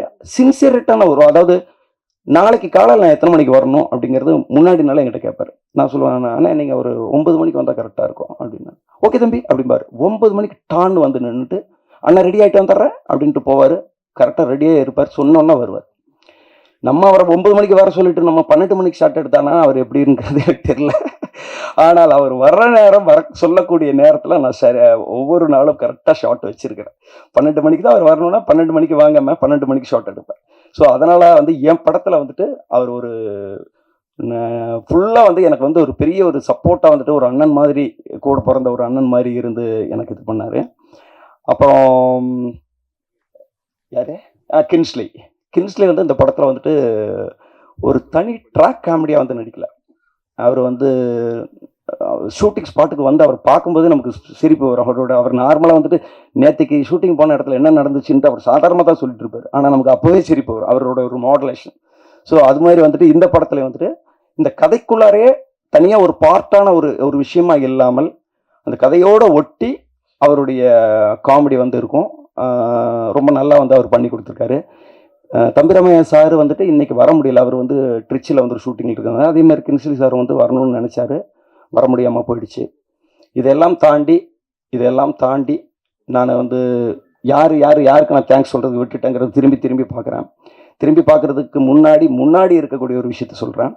நான் இயக்குனர் ஆக வேண்டும் என்று நினைத்த எனது நண்பர்கள், நீங்கள் கண்டிப்பாக டைரக்டர் ஆகிருவீங்க, தைரியமாக இருங்கன்னு எனக்கு சொன்ன எனது நண்பர்களுக்கு வந்துட்டு நான் நன்றின்னு சொல்லிக்கிறேன். நான் அவங்களோட பேரை சொல்லணும்னா பெரிய லிஸ்ட்டு நீண்டுகிட்டே போகும், அதனால் நான் அதை சொல்லலை. என்னோட நண்பர்கள், என்னைக்காவது நீ டைரக்டர் ஆகிடுவ அப்படின்னு நம்பிக்கையோடு இருந்த எனது அண்ணன் கோவை பாபு அவர்களுக்கும் எனது அண்ணி அவங்களுக்கும் வந்துட்டு இந்த இடத்துல நன்றி சொல்கிறேன். இதெல்லாம் தாண்டி என்னுடைய மனைவி, ஏன்னா அவங்களுக்கு தான் வந்துட்டு நம்ம வந்துட்டு இயக்குனர் ஆகிற வரைக்கும் நடக்கிற அத்தனை போராட்டத்தையும் சுமந்துட்டு போகணும். இயக்குனர் ஆகிற வரைக்கும் வந்துட்டு பார்த்தோன்னா பல விஷயம், அது வந்து உங்களுக்கு தெரிஞ்சது தானே, வந்துட்டு அதை வந்து சொல்ல வேண்டியதில்லை. பட்டு நான் இயக்குனர் ஆகிடுவேன் அப்படிங்கிறது நான் நம்புறதை விட நீ இயக்குனர் ஆகிடுவேன்னு என் மனைவி நம்புறது அங்கே பெரிய விஷயம். ஏன்னா நம்ம சினிமாவுக்கு வரும்போது மேரேஜ் பண்ணாமல் வந்திருப்போம், அன்னைக்கும் நம்மள்ட்ட நம்பிக்கை இருக்கும். அதுக்கப்புறம் நம்ம மேரேஜ் பண்ணுவோம், அன்னைக்கும் நம்மள்ட்ட நம்பிக்கை இருக்கும். ஆனால் அவங்க வந்து டயர்ட் ஆகிட்டானா நான் இந்த மேடையில் இன்னைக்கு நின்றுக்க முடியும். ஸோ அப்படிப்பட்ட ஒரு சூழல்லையும் என்னை நம்பிக்கையோடு இருந்த எனது மனைவிக்கும் இப்பொழுது இருக்கக்கூடிய எனது குழந்தைகளுக்கும் நான் நன்றின்னு சொல்லிக்கிறேன். இங்கே வந்திருக்கிற அனைத்து நண்பர்களுக்கும் மீண்டும் நன்றினை சொல்லி விடைபெறுகிறேன். நன்றி, வணக்கம். நன்றி. அடுத்ததாக படத்தின் தயாரிப்பாளர் மற்றும் படத்தின் எதிர்நாயகனாக நடித்திருக்கும் மகேஸ்வரன் தேவதாஸ். 9 வயசில் ஆசைப்பட்டேன் நடிகனாக ஆகணும்னு. டீச்சர் கேட்டாங்க, யார் எல்லாரும் என்னவா ஆக போகிறீங்கன்னு. நான் நடிகனாக ஆகணும்னு சொன்னேன். டீச்சர் பக்கத்தில் வந்து உக்காந்துக்கிட்டாங்க, அந்த மாதிரிலாம் ஆசைப்படாதப்பா, நடக்காது, படி, என்ஜினியர் ஆயிரு அப்படின்னாங்க. சரி டீச்சர், அந்த ஆசை இன்னையோட விட்டுட்டேன். ஓகே, நான் வந்து பெரிய கமல்ஹாசனோட ஃபேன். வயசு 11 இருக்கும்போது அபூர்வ சகோதரர்கள் வெளியானுச்சு. அப்போ வந்து எல்லாம் அந்த கேசட்டில் தானே படம் வரும். அப்போ என்ன ஆகும்னா, பக்கத்து வீட்டில் கேசட் வரும், அடுத்த நாள் திருப்பி கொடுத்துடணும். அவங்க படத்தை பார்த்துட்டு கொடுப்பாங்க, நீங்கள் பார்த்துருங்கன்னு. பரீட்சை டைம் ப்ரொஜெக்ட் இருந்துச்சு, ஃப்ரெண்டு வீட்டில் ப்ரொஜெக்ட் செஞ்சுக்கிட்டு இருந்தேன். அம்மா அடிக்கிறாங்க, அங்கே ஃபோன் அடிக்கிறாங்க, அபூர்வ சகோதரர்கள் கேசட் வந்துருச்சு, படம் பார்க்க போறியான்ட்டு. நான் உடனே வரேன்னு. ஆனால் ப்ரொஜெக்ட் செஞ்சுட்டு உட்காந்துருக்கேன். ஃப்ரெண்ட்ஸை சொன்னேன், நானே முடிச்சிட்றேன், நான் வீட்டுக்கு போகணும், ஒரு ஒரு அர்ஜென்ட் மேட்டர் இருக்குது அப்படின்ட்டு போய் சொல்லிவிட்டு அந்த அவ்வளோ பெரிய ஒரு ப்ரொஜெக்ட் காற்றுல பறந்துடும். அதில் ஜாமான்லாம் ஒட்டி வச்சுருக்கோம். அதை வந்து அனுமான் மலையை தூக்கிட்டு போன மாதிரி இப்படி தூக்கிக்கிட்டு வீட்டுக்கு ஓடுறேன் கமலாசன் படம் பார்க்குறதுக்கு. 11 வயசில் போய் அபூர்வ சகோதரர்கள் படத்தை பார்த்தேன். ஸோ டீச்சர் வேணான்னு சொன்னால் கூட எங்கேயோ அந்த ஆசை ஒட்டிக்கிச்சு. அங்கேருந்து கட் பண்ணால் படம் பார்க்குறது. அப்புறம் கல்யாணம் ஆகிடுச்சு, பிள்ளைங்க இருக்குது, 2 பிள்ளைங்க இருக்குது. இப்படியே போயிட்டு கோவிட் வந்துச்சு. கோவிட் வரும்போது எல்லோரும் நெட்ஃப்ளிக்ஸ், ப்ரைம், அமேசான் எல்லாம் பார்க்க ஆரம்பித்தோம். பார்த்துக்கிட்டே இருக்கும்போது எல்லோரும் எல்லா படமும் பார்க்க ஆரம்பிச்சிட்டாங்க. என்ன சிங்கப்பூரில் வந்து என்ன ஒரு ஸ்பெஷல்னா, அந்த டாப் 10 படம் போடுவாங்க. ஸோ சீனர்கள் பார்ப்பாங்க, மலாய்க்காரங்க பார்ப்பாங்க. ஆனால் தமிழ் படம் மட்டும் எப்பவுமே டாப் 1 டாப் 2ல் இருக்கும். எல்லாருக்குமே தமிழ் படம் பார்க்க ஆசை. என்ன கொரியன்ஸ் படம் பார்ப்பாங்க, தமிழ் படம் ரொம்ப பார்ப்பாங்க. ஜப்பனீஸ் ரொம்ப தமிழ் படம் பார்ப்பாங்க. ஸோ எனக்கு தெரிஞ்சு போச்சு, மார்க்கெட் திறந்து போச்சுன்ட்டு. அப்புறம் பார்த்தேன் சிங்கப்பூரில் வந்து நான் தான் வந்து சிங்கப்பூரில் 46 வயசில் வந்து oldest physique body building champion. 39 வயசில் ஆரம்பித்தேன். ஸோ ஒரு 46 வயசு வரைக்கும் ட்ரைனிங் பண்ணி நேஷ்னல் டைட்டில் தூக்குனேன். அப்புறம் யோசிச்சுட்டு இருந்தேன், அடுத்தது இந்த உடம்பை எங்கே போய் என்ன ஸ்டேஜில் வைக்கலான்ட்டுன்னு. சரி, எனக்கு வில்லன்னா ரொம்ப ஆசை. ஏன்னா ஒரு படத்துக்கு வந்து வில்லன் தான் வந்து எனக்கு டச் பாயிண்ட். வந்து ஒரு ஒரு முதுகு எலும்பு போல். ஏன்னா நான் வந்து பேட்மேன் படம் ரொம்ப ஆசை. பேட்மேன் படம் ரொம்ப ஆசை. ஏன்னா வில்லன்களுக்காக ஜோக்கர், ரிட்லர், பெங்குவின், வில்லன் தான் ஒரு படத்தை வந்து கொண்டு போக முடியும். ரைட். இன்றைக்கி வரைக்கும் நான் கில்லி வந்து திருப்பி பார்ப்பேன். எனக்கு விஜய் சார் ரொம்ப பிடிக்கும். ஆனால் அந்த படத்தை திருப்பி பார்க்குறது பிரகாஷ் ராஜ் சாருக்காக. ரைட். எனக்கு வந்து துப்பாக்கி படம் ரொம்ப பிடிக்கும். ஏன்னா அந்த ஹிந்தி வில்லனுக்காக. ரைட். இப்போ தனி ஒருவன் படம் திருப்பி பார்க்குறது வந்து அரவிந்த் சாமி சாருக்காக தான். ஸோ எனக்கு வந்து வில்லன் ஸ்ட்ராங்காக இருந்தால் படம் நிற்கும்னு எனக்கு தெரியும். ஸோ அதனால் நான் வந்து ரொம்ப கிளியர், வில்லனுக்காக தான் நான் உள்ளே வரேன் அப்படின்னு நான் வந்து. ஆனால் எனக்கு இங்கே வர்றதுக்கு வழி தெரியாது. இந்த இண்டஸ்ட்ரிக்குள்ளே வருது அவர் சுலபம் கிடையாது இல்லையா. 2 வருஷம் ஹோம்ஒர்க் செய்ய ஆரம்பித்தேன். எத்தனை டிபார்ட்மெண்ட் இருக்குது. ஏன்னா அந்த டைமில் வந்து கோவிட் டைமில் எல்லா ஆக்ட்ரஸும் இன்டர்வியூ கொடுக்க ஆரம்பிச்சிட்டாங்க ஜூமில். எல்லாமே யூடியூப்பில் பார்த்தா இன்டர்வியூவாகவே கொடுத்துட்டு இருந்தாங்க. எல்லாத்தையும் கேட்டு நோட்ஸ் எடுக்க ஆரம்பித்தேன் 2 வருஷம். இந்த இண்டஸ்ட்ரி எப்படி ஃபங்க்ஷன் பண்ணுது, எத்தனை டிபார்ட்மெண்ட் இருக்குது, யார் யாருக்கு என்னென்ன வேலைன்னு ஃபுல்லாக நோட்ஸ் எடுத்துகிட்டு 1 வருஷம் தேடினேன். அப்போ தான் அஷ்ரஃப் சார் வந்தார். ஓகே. அதுக்கு நடுவில் நிறைய பேர் ஏமாத்துறதுக்கு வந்தாங்க. சார் படம் நம்ம 1 கோடியில் எடுத்துடலாம் சார், 1.5 கோடியில் எடுத்துடலாம் சார், நீங்கள் 1 கோடி போடுங்க, உங்களுக்கு 50% ஷேர் சார், படம் ஹிட் ஆயிரும்னு சொல்லி எல்லாரும் வருஷ கட்டிட்டு வந்தாங்க ஏமாத்துறதுக்கு. அவங்க எல்லாரையும் தேடி பொறுக்கி போட்டு கடைசியில் அஷ்ரஃப் கிட்ட வந்து சொன்னேன்.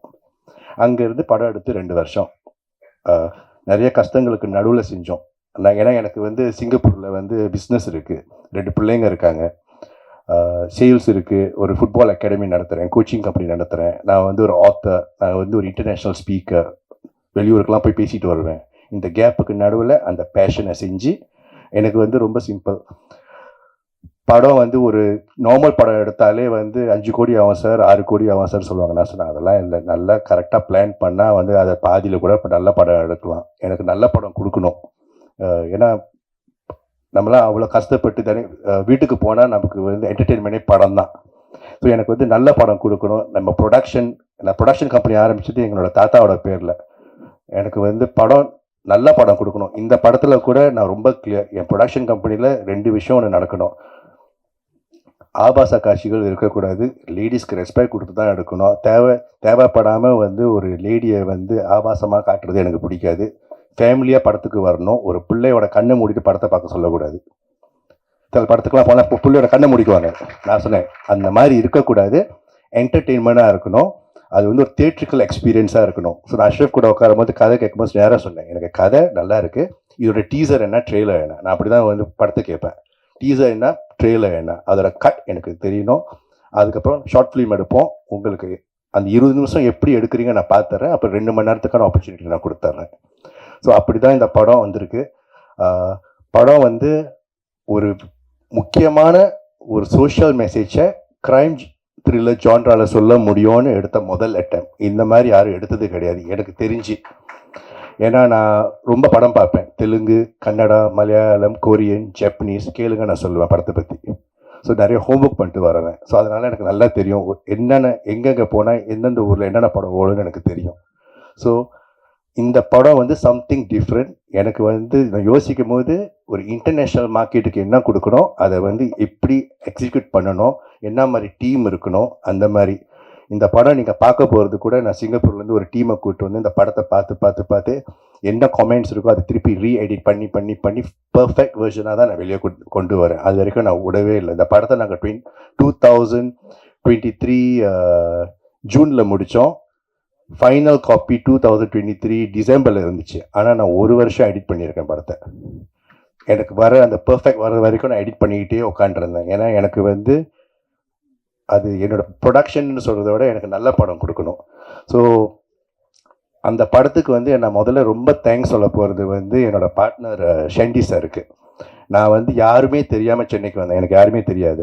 பூர்வீகம் அம்மா வந்து திருச்சி, ஆனால் அம்மா வந்து 18 வயசில் சிங்கப்பூருக்கு வந்துட்டாங்க. இங்கே ஃபேமிலி இருக்குது, ஆனால் நான் இண்டஸ்ட்ரியில் யாரையும் தெரியாது. ஆனால் எனக்கு வந்து யாரையும் தெரியாமல் வந்தேன். ஆனால் எனக்கு ஒரு அண்ணன் கிடச்சார், ஷெண்டி சார்.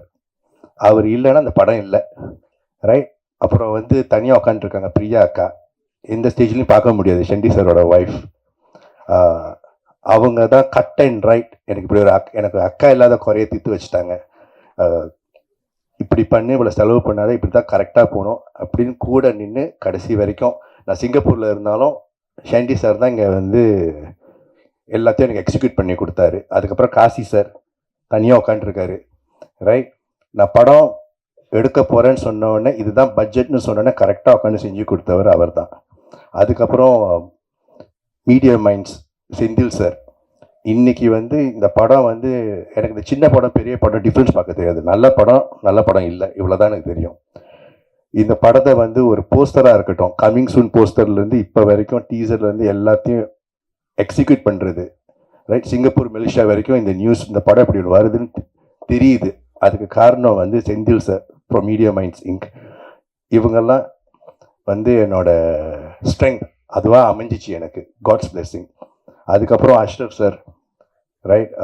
என்ன சொன்னாரோ அப்படியே எடுத்து கொடுத்துருக்காரு. ஸ்கிரிப்டு மாறாமல், தரம் மாறாமல். மற்றவங்களாம் அவர் தேங்க்ஸ் சொல்லிட்டாரு. அரவிந்த், விஷால், அருண், இவங்க எல்லாருக்கும் நான் தனியாக சொல்ல ஆசைப்படல. அதுக்கப்புறம் ஸ்பெஷல் தேங்க்ஸ் நான் வந்து வெற்றிக்கும் ஷில்பா, தம்பி ராமையாசுக்கு சொல்லிக்கிறேன். ஏன்னா என்னை சொல்லி கொடுத்தாங்க. ஒரு ஃபர்ஸ்ட் டைமராக இருந்தாலும் எனக்கு கரெக்டாக சொல்லி கொடுத்தாங்க, ரைட். தம்பி ராமையா சார் கூட வந்து எனக்கு நிறைய சீன் கிடையாது, ஆனால் எனக்கு ஒவ்வொரு டைமும் இருந்து சொல்லி கொடுத்துட்டு போனார். ஷில்பா கூட வந்து எனக்கு சீன்ஸ் இருந்துச்சு, சொல்லி கொடுத்தாங்க. அவங்களும் வந்து ஒரு ஸ்போர்ட்ஸ் பர்சன், அதனால் எங்களுக்கு ஈஸியாக சிங்க் ஆகிடுச்சு. வெற்றி சாருக்கு வந்து நான் ரொம்ப தேங்க்ஸ் சொல்லணும். ஏன்னா நிறைய ஃபைட்டிங் சீன்ஸ்லாம் அவர் கூட தான், ஓகே. எப்படி கரெக்டாக வந்து அந்த மீட்ரு கரெக்டாக இருக்கணும்னு எனக்கு சொல்லி கொடுத்துருக்காரு, எக்ஸ்பீரியன்ஸ். ஸோ அதனால் எல்லாம் கரெக்டாக அமைஞ்சிருச்சு. இனிமேல் வந்து ஆல் லெஃப்ட் யால், ரைட். நீங்கள் நினச்சிங்கன்னா தூக்கி விடலாம், ஓகே. ஏன்னா நீங்கள் வந்து என்கரேஜ் பண்ணி நல்லா எழுதுனீங்கன்னா என்ன மாதிரி நிறைய ப்ரொடியூசர்ஸ் வருவாங்க. நல்ல குவாலிட்டியான படம் எடுக்க நாங்கள் ரெடி. நீங்கள் சப்போர்ட் பண்ண ரெடியாக இருந்தீங்கன்னா நாங்கள் ரெடியாக இருக்கோம் எடுத்து கொடுக்க. So thank you. ஆகஸ்ட் 1 படத்தை பாருங்கள். இது ஒரு தியேட்ரிக்கல் எக்ஸ்பீரியன்ஸ். நிக்கில் சார் வந்து நான் தேங்க்யூ சொல்லிக்கிறேன். இன்றைக்கி தான் பார்க்குறேன் அவரை ஃபர்ஸ்ட் டைம். ஆனால் நான் வந்து எப்போ சிங்கப்பூரில் எனிதிங் நான் வீடியோ தொட்டேன்னா ஒரு ஆக்ட்ரஸோட காடிக்கு அது திறந்தோன்னே அடுத்த சீன் இவர் தான் இருப்பார். ஸோ எனக்கு இப்படி ஒருத்தர் இருக்காருன்னு எனக்கு நல்லா தெரியும், பேர் அப்போ தெரியாது. இன்றைக்கி தான் பார்த்தேன். இப்போ கரெக்டாக வராரு, இங்கே போங்க அங்கே போங்க, கரெக்டாக எக்ஸிக்யூட் பண்ணுறாரு. ஏன் அவர் வந்து இவ்வளோ பாப்புலர்னு எனக்கு தெரியும். ஸோ இவரும் வந்து தேங்க்யூ சொல்லிக்கிறேன். அறிமுகம் இல்லை இருந்தாலும் தேங்க்யூ சொல்லிக்கிறேன். ஏன்னா நான் வந்து நிறைய படம் சேர்ந்து செய்ய போகிறோம். அதனால் தேங்க்யூ சார். ஓகே.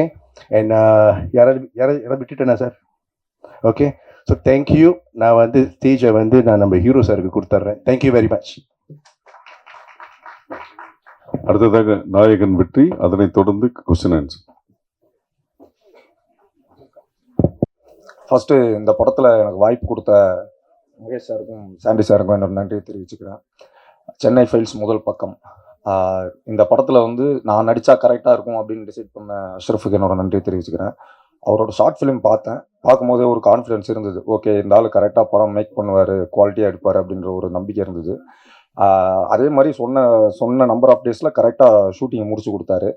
ஸோ ரொம்ப நாளைக்கு அப்புறம் ஒரு இன்டென்ஸான ஒரு க்ரைம் த்ரில்லர் படம் பண்ணியிருக்கோம். அதெல்லாம் ஒரு ஃபேமிலியாக பண்ணியிருக்கோம். ஸோ நடித்தவங்க அத்தனை பேருக்கும் என்னோட நன்றி. தம்பி ராமையா சார், ஷில்பா, அப்புறம் அனிகா, எல்லாருக்குமே என்னோட நன்றியை தெரிவிச்சுக்கிறேன். ஆகஸ்ட் 1 படம் தேட்டரில் ரிலீஸ் ஆகுது. எல்லாம் ஃபேமிலியோட போய் பாருங்கள், எப்படி இருக்குன்னு சொல்லுங்கள். தேங்க்யூ. ஒரே நிமிஷம், அங்கே ஒரு மைக் அங்கே கொடுங்க, அந்த சைடு.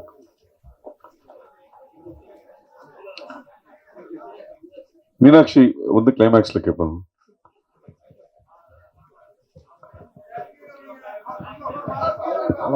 ஒன் செகண்ட் சொல்லுங்க. வாசுதேவன் யாருக்கு? டைரக்டர் சாருக்கு. டைரக்டர் அனீஷ் அஷ்ரஃப்க்கு. நிக்கில் ஒரு நிமிஷம், நிக்கில் இங்க இருக்காரு. ஓகே. ஹலோ. இல்லை, கேரளா ஃபைல்ஸ் மாதிரியான கதை, அதனால தான் நீங்கள் சென்னை ஃபைல்ஸ்னு பேர் வச்சிருக்கீங்களா டைட்டில்? ஹலோ. அப்படி அதாவது சென்னையில் நடக்கக்கூடிய ஒரு கிரைமுடைய மேட்ரு சென்னையிலிருந்து வந்துட்டு ஒரு கேஸ் எங்கிருந்து தொடங்கி எப்படி முடியுதுங்கிறது தான் இதோட கதை. ஸோ சென்னை ஃபைல்ஸ் அப்படிங்கிறது வந்துட்டு இது பொருத்தமாக இருந்தது. வேற ஒரு விஷயத்தோட கனெக்ட் பண்ணி இதில் ஒன்றும் வைக்கல. ஒருவேளை கேரளா ஃபைல்ஸு காஷ்மீர் ஃபைல்ஸ் வரலைன்னாலும் இது சென்னை ஃபைல்ஸாகவே இருந்திருக்கும்.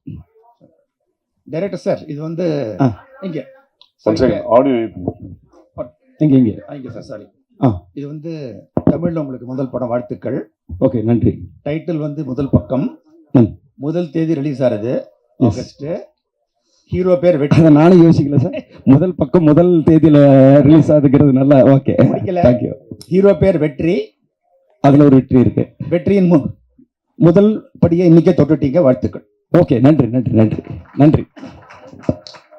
வெற்றி சார், வெற்றி சார்.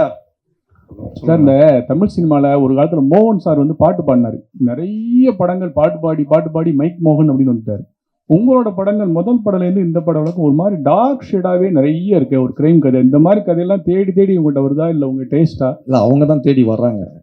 அந்த கேரக்டருக்கு நீங்கள் தான் பண்ணணும் அப்படின்னு சொல்லி அவர் தான் சொல்கிறாரு. நம்ம கலர்ஃபுல்லாக பண்ணுறதுக்கு நம்ம ரெடி தான், பார்ப்போம். சார், இயக்குனருக்கு ஒரு கேள்வி. சொல்லுங்க. வாழ்த்துக்கள், பார்க்கறதுக்கு நல்லா இருந்துச்சு சார் ட்ரெய்லர் பார்க்கறது. Okay okay. யூஏன்னு போட்டிங்க, சென்சார்டுன்னு போட்டிருக்கீங்க. ஓகே. ஆனால் இதுக்கான ட்ரெய்லரும் பாடல்களையும் சென்சார் வாங்கலையா இன்னும்? ஏன்னா நீங்கள் 126.22 மினிட்ஸ்னு வருது சென்சார் சர்டிஃபிகேட். அதாவது படத்தோட சென்சார் சர்டிஃபிகேட்டை போட்டுட்டு இது போடுறீங்க. அந்த சாங்ஸில் பார்த்தீங்கன்னா மது அருந்துற காட்சிலாம் இருக்குது. அதில் எங்கேயுமே ஸ்டாட்யூட்டரி வார்னிங்கே போடாமல் இருக்கீங்க. அதை தெரிஞ்சு அப்படியே மேனிப்புலேட் பண்ணுமே அப்படின்ற மாதிரி பண்ணிட்டீங்களா தைரியமா? இல்லை அப்படி இல்லை. என்னென்ன ஆக்சுவலி வந்துட்டு இன்னைக்கு வந்து நம்ம அந்த ட்ரெய்லர் லான்ச் வந்துட்டு பண்ணுறத வந்து பிளான் முதல்ல இல்லை. ஆனால் வந்துட்டு இன்னைக்கு பண்ணணுங்கிற மாதிரியான ஒரு நெசிட்டி அமைஞ்சுது.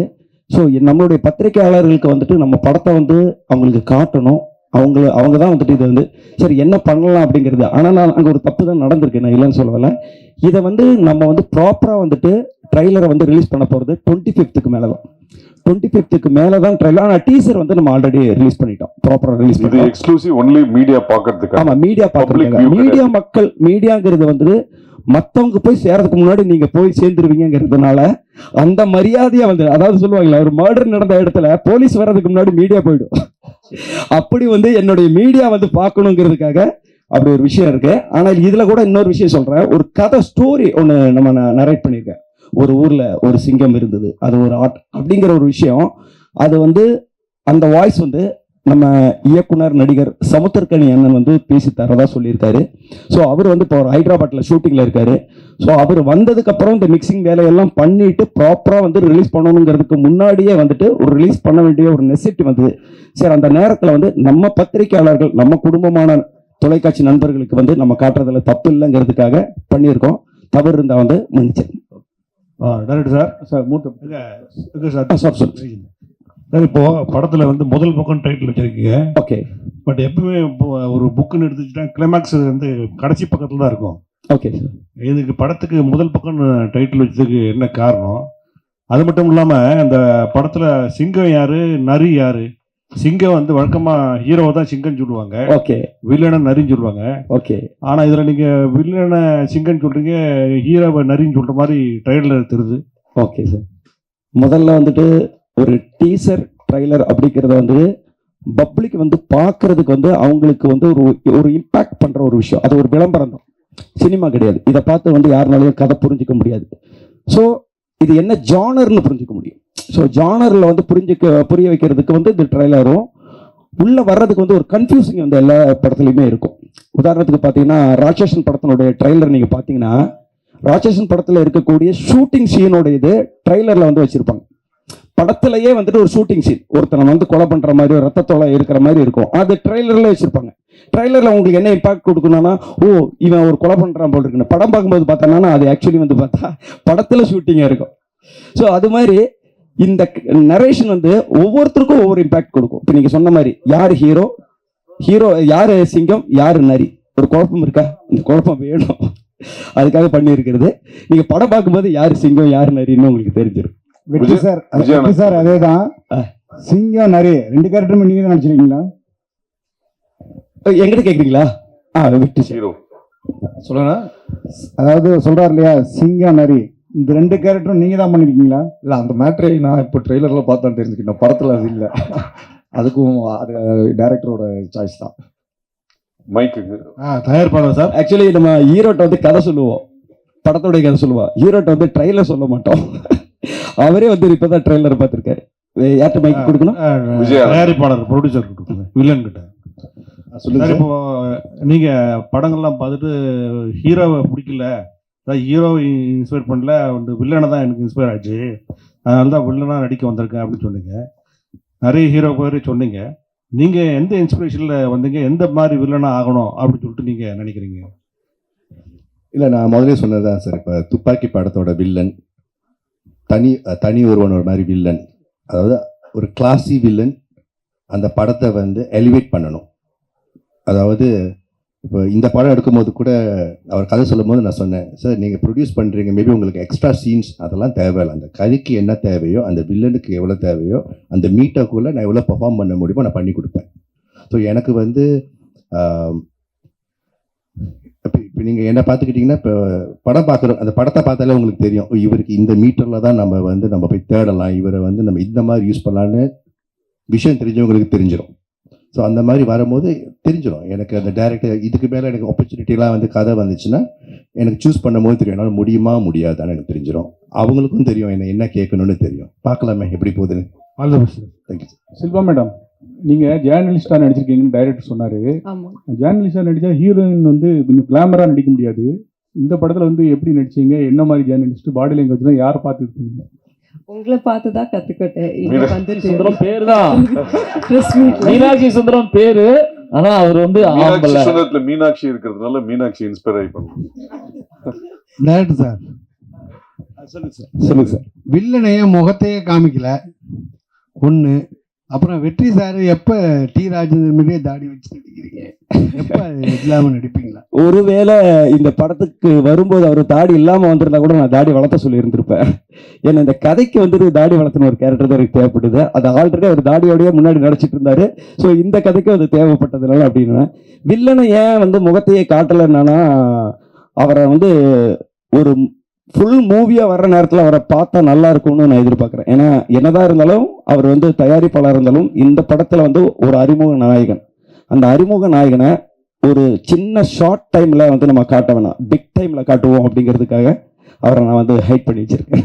சார், ப்ரொடியூசருக்கு படம் முடிச்சிட்டிங்க, ஆனாலும் கிட்டத்தட்ட ஒரு 2 years கிட்ட உட்காந்து எடிட்டே பண்ணிட்டு இருக்கோம் அப்படின்னு சொன்னீங்க. நீங்கள் 1 year why took so much time? நீங்கள் எக்ஸிக்யூஷன் பண்ணீங்க, அது கூட ஷார்ட் ஃபிலிம்லாம் எடுத்து பார்த்துட்டீங்க, படமும் முடிஞ்சிருச்சு. Then why you took 1 year to edit?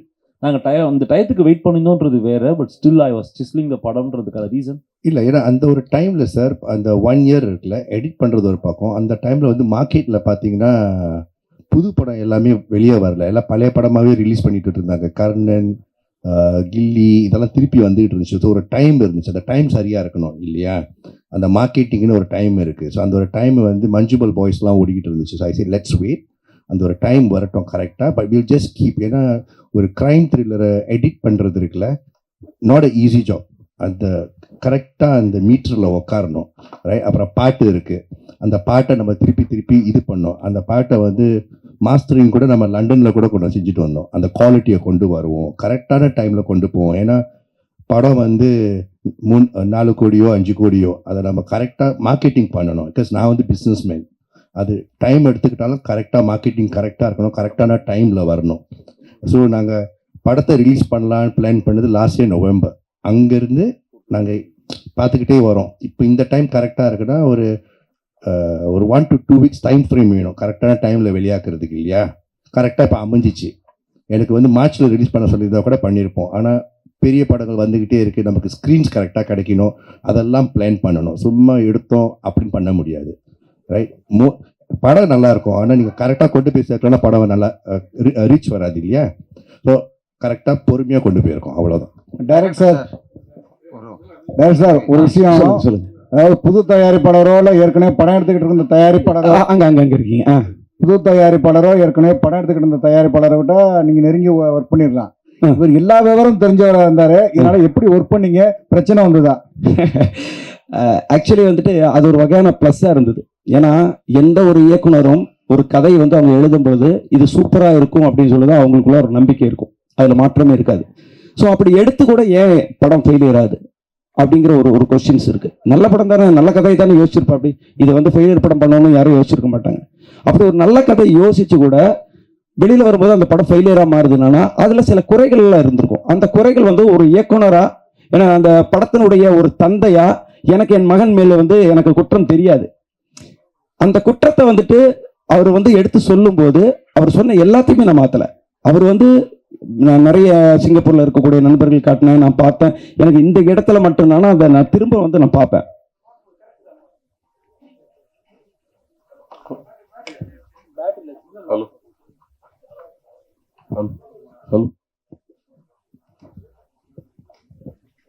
So அப்படி வந்துட்டு அவர் சொன்ன கரெக்ஷன் வந்து எனக்கு இதுக்கு பெரிய சப்போர்ட்டிங்காக இருந்தது. அவர் என்னடா எல்லாத்தையுமே கேள்வி கேட்டிருக்காரு, எல்லாத்தையுமே சொல்லிட்டு இருக்காரு அப்படின்னு நான் ஃபீல் பண்ணல. அது ஒரு வெற்றி படமா அமைகிறதுக்காக சொல்லக்கூடிய ஒரு விஷயத்த நம்ம ஏத்துக்கணுங்கிற அந்த மனநிலையோட அதை நான் பண்ணதுக்கு அப்புறம் வந்து எனக்கு அந்த சேஞ்சஸ் தெரிஞ்சுது. ஸோ அவருக்கு வந்து நான் தேங்க்ஸ் தான் சொல்லிக்கிறேன். ஹீரோ சார் சொல்லுங்க சார். இல்லை 1980 பார்த்தீங்கன்னா டைரக்டர் உங்களுக்கு தான்? எனக்கு தானா? இங்கே ஓகே. 1980 எல்லாம் பார்த்தீங்கன்னா அறிமுக இயக்குனர்கள் எல்லாருமே லவ் ஸ்டோரியை தான் ஃபர்ஸ்ட் படமாக எடுப்பாங்க. ஆனால் இப்போ வர எல்லா அறிமுக இயக்குனர்களும் இதே மாதிரி வெட்டு குத்து போல சஸ்பென்ஸ் த்ரில்லராகவே எடுக்கிறீங்களே, என்ன காரணம்?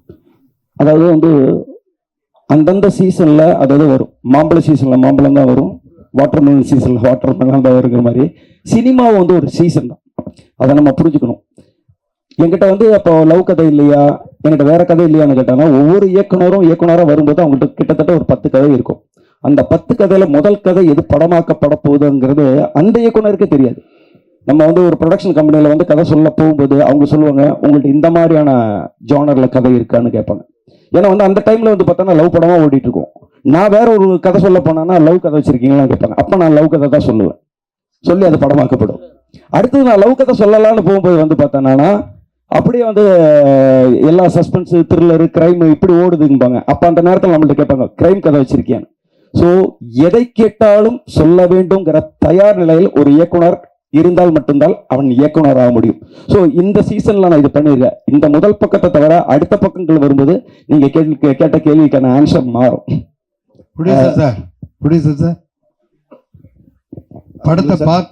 படத்தை இவ்வளோ லேட்டாக ரிலீஸ் பண்ணணும்னு நீங்கள் கரெக்ட் டயத்தை பார்த்து தான் ரிலீஸ் பண்ணி பார்த்தீங்க. ஆனால் இப்போ வாரத்துக்கு 10 படம் ரிலீஸ் ஆகிட்டு இருக்கு. உங்கள் படம் 1ஆம் தேதி கிட்டத்தட்ட 7 படம் 8 படம் வருது, 12 படம் வருது. இதை எப்படி நீங்கள் சமாளிப்பீங்க சார்? மற்ற படத்தை பற்றி நான் கவலைப்பட போகிறது கிடையாது. எனக்கு என் படம் எவ்வளோ ரீச் போயிருக்கு அதுதான் எனக்கு தெரிஞ்சு. இங்கே இருக்கிறவங்க போஸ்டரை பார்த்து எனக்கு மெசேஜ் அனுப்புகிறாங்க. சிங்கப்பூர் மலேசியாவில் இருக்கிறவங்களுக்கு நியூஸ் தெரியும் இந்த மாதிரி படம் ஆகஸ்ட் 1 வருதுன்னு. எண்ட் ஆஃப் தி டே நம்ம 10 படம் வருதோ 100 படம் வருதோ ஃபர்ஸ்ட் ஷோலேயே தெரிஞ்சு போயிடும் இந்த படம் தேருமா தேராதான்னு தெரிஞ்சு போயிடும். நல்லா இருந்தால் பார்க்க போகிறாங்க. இல்லாட்டி நீங்கள் எவ்வளோ மார்க்கெட்டிங் நீங்கள் வந்து ஏரோப்ளேனில் பேனர் விட்டாலும் படம் ஊற்றிக்கிச்சுன்னா ஊற்றிக்கும். ரைட்டா?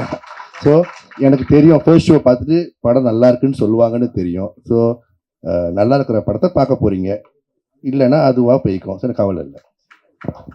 ஹீரோ சார், உங்களுடைய முதல் படத்துக்கும் 2வது படத்துக்கும் அதிக இடைவெளி இருந்துச்சு. அது எல்லாருக்குமே தெரியும். ஆனால் இப்போ சமீப காலமாக பார்த்தீங்கன்னா நீங்கள் வெள்ளிக்கிழமை நாயகனாக வந்துட்டு இருக்கீங்க. வாரத்தில் ஒரு வாரம் விட்டு ஒரு வாரம் உங்கள் படம் ரிலீஸ் ஆகிட்டு இருக்கு. இது எதனால சார் சீக்கிரம் சதம் அடிக்க முயற்சி பண்ணுறீங்களா? இல்லை அப்படி இல்லை, அவர் சொல்கிற மாதிரி ஒரு வருஷத்துக்கு முன்னாடி பண்ண படம் இதெல்லாம். நிறைய படம் வந்து ரிலீஸ் பண்ணாமல் வச்சு இப்போ மொத்தமாக லைனாக ரிலீஸ் ஆகுது. அதனால தான் வந்து உங்களுக்கு டக்குன்னு வந்த மாதிரி இருக்குது. இல்லை இடையில ஜிவி பிரகாஷ் சார் வெள்ளிக்கிழமை நாயகன்னாங்க. இப்போ எல்லாருமே சொல்கிறாங்க சார் நீங்கள் தான் வெள்ளிக்கிழமை நாயகன் சொல்லிட்டு இருக்காங்க. ரொம்ப சந்தோஷம்.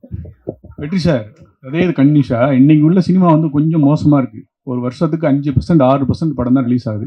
நீங்கள் முகம் தெரிஞ்ச ஹீரோ, பிரபல ஹீரோனாலும் நீங்கள் என்னென்ன சவால் சந்திக்கீங்க? டிஜிட்டல் விற்க மாட்டுக்கு, சேட்டலைட் விற்க மாட்டுக்கு, சம்பளம், தேட்டர் ரிலீஸ் பிரச்சனை நிறைய இது. ஹீரோவாக உங்களுக்கு ஏதாவது ஆதங்கம், சவால், இதை மாற்றணும்னு ஏதாவது ஃபீலிங் இருக்கா? இல்லை, அதான் படம் நல்லா போச்சுன்னா அடுத்த படத்துக்கு சம்பளம் ஜாஸ்தியாக வாங்கலாம். அதெல்லாம் அவர் சொல்கிற மாதிரி எதுவுமே பிஸ்னஸ் ஆகாமல் தான் இருக்கும். படம் நல்ல கண்டென்ட் கொடுத்தோம்னா அது ஆட்டோமேட்டிக்காக டிஜிட்டலோ சேட்டலைட்டோ எந்த பிஸ்னஸ்னாலும் அது ஆகும். படம் நல்லா இல்லைன்னா அது பிஸ்னஸ் கொஞ்சம் ஸ்டாப் ஆகி தான் இருக்கும். சார் டைரக்டர் சார், சொல்லுங்க. இந்த படம் ஒரு த்ரில்லர் படம். ட்ரெய்லர் பார்க்குறப்ப தெரியுது. ஹீரோ வெற்றி அண்ட் ஹீரோயின் ஷில்பா மஞ்சுநாத் இவங்களுக்குள்ள கெமிஸ்ட்ரி எப்படி இருந்தது? ஸோ அவங்கள்ட்ட கொஞ்சம் பர்ஃபார்மன்ஸ் எதிர்பார்த்து வருவாங்க. அந்த ரசிகர்களுக்கு என்ன மாதிரியான இதாக இருக்கும்? ஓகே, இந்த கேள்வி ஆக்சுவலி அவங்க 2 பேர்த்துட்டு கேட்டிருக்கணும். பரவாயில்ல, ஒரு இயக்குனரை சொல்கிறேன். யாரோ சொன்னாங்க ரிப்போர்ட்டராக நடிக்கும்போது வந்து கிளாமராக இருக்காது. அப்படி இருக்கும்போது வந்து நீங்கள் எப்படி நடிச்சிங்கன்னா உண்மையாலுமே கிளாமர் கிடையாது. உண்மையாலுமே கிளாமர் இல்லாமல் ஒரு ரிப்போர்ட்டர் அவங்க கரெக்டான ஒரு பதில் சொன்னாங்க. இந்த ரிப்போர்ட்டர் எங்கேருந்து கற்றுக்கிட்டாங்க, உங்கள்கிட்ட இருந்து கற்றுக்கிட்டாங்கன்னு. அதே மாதிரி தான் படத்தில் அவங்கள தெளிவான ஒரு ரிப்போர்ட்டராக மட்டும்தான் காட்டியிருக்காங்க. டக்குன்னு 2 பேர் வந்து பார்த்தாங்க, கண்ணும் பார்த்தது காதல் பாட்டு போனதுங்கிறது என் படத்தில் இல்லை. ஆனால் அவங்களுக்கான ரோலில் 2 பேரும் எப்படி ட்ராவல் பண்ணணுமோ அதை நான் கரெக்டாக காட்டியிருக்கிறேன். அந்த ட்ராவலில் அவங்களோட கெமிஸ்ட்ரி வந்து கரெக்டாக இருந்தது. வெற்றி சார், இப்போ நீங்கள் கூட சொன்னீங்க படத்தினுடைய கண்டென்ட் நல்லா இருந்தால் நல்லா ஓடும், இல்லைன்னா ஓடாது அப்படின்ட்டு. ஆனால் இல்லை, ஓடுறது சொல்லல, பிஸ்னஸ் ஆகுறது. பிஸ்னஸுக்கு சேட்டலைட்டோ பிஸ்னஸுக்கு கண்டென்ட் தான் முக்கியங்கிறப்ப அதை வச்சு ஹீரோக்கள் சம்பளத்தை ஏற்றுறது அப்படிங்கிற ஒரு விஷயம் இருக்குல்ல, அதை பற்றின ஒரு விமர்சனம் பல பேரும் சொல்லிகிட்டே இருக்கிறாங்க. படத்துடைய கண்டென்ட் தான் முக்கியம், டைரக்டர் தான், நீங்களும் அதை சொல்கிறீங்க. ஆனால் ஹீரோக்களுடைய சம்பளம் ஏற்றுறாங்களே, அதை பற்றி என்ன நினைக்கிறீங்க? நான் ஒன்றும் ஏற்றலையே, பொதுவாக சொல்கிறேன். இப்போ நீங்கள் பேசுறது சினிமா இண்டஸ்ட்ரி பற்றி பொதுவாக சொன்னீங்க. அது மாதிரி பொதுவாக சொல்கிறேன், அந்த மாதிரி ஒரு விமர்சனம் இருக்குல்ல. இல்லை, அவங்க கொடுக்குறாங்க, இவங்க வாங்குறாங்க, அவ்வளோதானே. கொடுக்குறவங்க இருக்கிற வரைக்கும் வாங்குறவங்க வாங்கிட்டு தானே இருப்பாங்க. நன்றி sir. Yeah, Shilpa. My question to Shilpa, ma'am. Yeah. Shilpa, playing a journalist in a crime thriller must have been exciting and challenging too. We all know you're a perfectionist. What kind of homework you did exactly to do justice to the character? Because the whole film revolves around you. Sir, to correct, it doesn't revolve around me because இது த்ரில்லர்னால வெற்றி and Mahesh அவர் கூட தான் ஒரு journey தான். இது கூட வந்துட்டு ஒரு அந்த பிரிட்ஜ் வந்துட்டு நான் சேர்ந்து தரேன். ஸோ அந்த மாதிரி கேரக்டர் தான் இந்த படத்தில் பண்ணியிருக்கேன். No, I am not. I'm helping him to unreveal it. So, and எப்படியானா ஹோம்ஒர்க் பண்ணேன் போது நான் இண்டஸ்ட்ரிக்கு வரும்போதே இந்த தியேட்டர்ஸ் பண்ணிட்டு தான் நான் வந்தேன். வீதி நாடகம் அதெல்லாம் பண்ணிட்டு தான் கற்றுட்டு தான் வந்தேன். ஸோ அங்கே Prakash Belawadi sir was my guru. So first thing what he told to be a good actor is, நீங்கள் ஒரு பார்க்கும்போது ஒரு வித்தியாசமாக இருக்குன்னா you have to be like a sponge, you have to absorb them. So நான் வீட்டுக்கு போயிட்டு like if I see something interesting I will start behaving like them. So as a person I am like that. So whenever I come see you all, there are so many characters, so it was not difficult for me because morning in the night varaikku we will be around you, talk with you, like interviews irukla. So playing you guys was not a difficult task for me. The body language irukla, neenga question கேக்குற attitude irukla. In fact நீங்க question கேட்கும்போது ஒரு attitude இருக்கு, ஒரு ஃப்ரெண்ட்லியா இருக்கும்போது நார்மலா பேசும்போது இன்னொரு attitude இருக்கு. So that is something as a journalist at the thin line மாறும். When I was questioning him in the movie also, நீங்க ஃப்ரெண்ட்லியா மாறுறதுக்கும் போது ஒரு attitude மாறிடும். அண்ட் ஒரு ஜேர்னலிஸ்டா கேட்கும்போது தெர் இஸ் ஒரு கத்து இருக்கும். And there is a power in your pen. Like the journalism ஒரு மைக் நம்ம கொடுக்கும்போது ஒரு பவர் இருக்கு, நாங்கள் அது அவாய்ட் பண்ண முடியாது. So you ask my question, I can't say, நான் சொல்ல மாட்டேன், because that's a power. So ஜேர்னலிஸ்டுக்கு அந்த பவர் இருக்கு, அந்த வாய்ஸ்ல இருக்கட்டும், அந்த பென்ல இருக்கட்டும். So I think that was important here. Thank you. One second. Bharath வந்து ஒரு கொஸ்டின் கேட்டிருந்தாரு, இந்த மாதிரி ஒரு வருஷம் ஏன் எடிட்டிங், ஒரு வருஷம் ஏன் தள்ளின்னு. இதை வந்து ஃபோனில் பலமுறை நான் அவர்கிட்ட நேரில் பார்க்கலனாலும் ஃபோனில் ப்ரொடியூசர்கிட்ட சொல்லும் போது, இது ஃபைனான்ஸ் வாங்கி எடுக்கப்படும் படம் அல்ல, என் சொந்த பணத்தில் எடுக்கிற படம். இது மட்டும் தமிழ்நாட்டில் வந்து 1500 ஸ்க்ரீன்ஸ் மேலே இருக்குது. என்னைக்கு நம்மளுக்கு 200 ஸ்க்ரீன் கிடைக்குது, 200 ஸ்க்ரீன் மட்டும் இல்லாமல் நல்ல ஷோஸ் என்னைக்கு கிடைக்குதோ அது வரைக்கும் பொறுமையாக இருந்து வெயிட் பண்ணலாம். முதல்ல டிஸ்ட்ரிபியூட்டர்ஸை வந்து நம்ம அனௌன்ஸ் பண்ணுவோம். இன்னைக்கு வந்து சொசைட்டியில் வந்து பெரிய படங்களுக்கு தான் டெய்லி ஆன் போர்டில் வந்து ஒரு டிஸ்ட்ரிபியூட்டராக பண்ணும்போது, நம்ம படத்துக்கு நம்ம பட்ஜெட்டுக்கு வெற்றி இருக்காரு. வாரத்துக்கு 12 படம் ரிலீஸ் ஆகுதுன்ற நான் ட்ராக் பண்ணிட்டு இருக்கேன். என்னைக்கு தமிழ்நாடு ஃபுல்லா நல்ல டிஸ்ட்ரிபியூட்டர்ஸ் கிடைக்கிறாங்களோ அப்போ பண்ணலான்ற போது மாஸ்டர் மைண்ட் செந்தில் வந்தார் தமிழ்நாட்டுக்கு.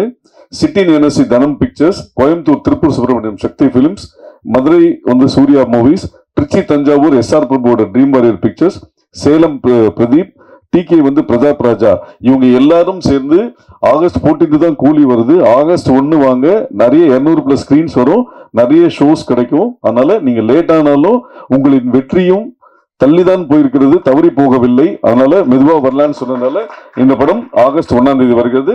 வந்திருந்த அனைவருக்கும் நன்றி, வணக்கம்.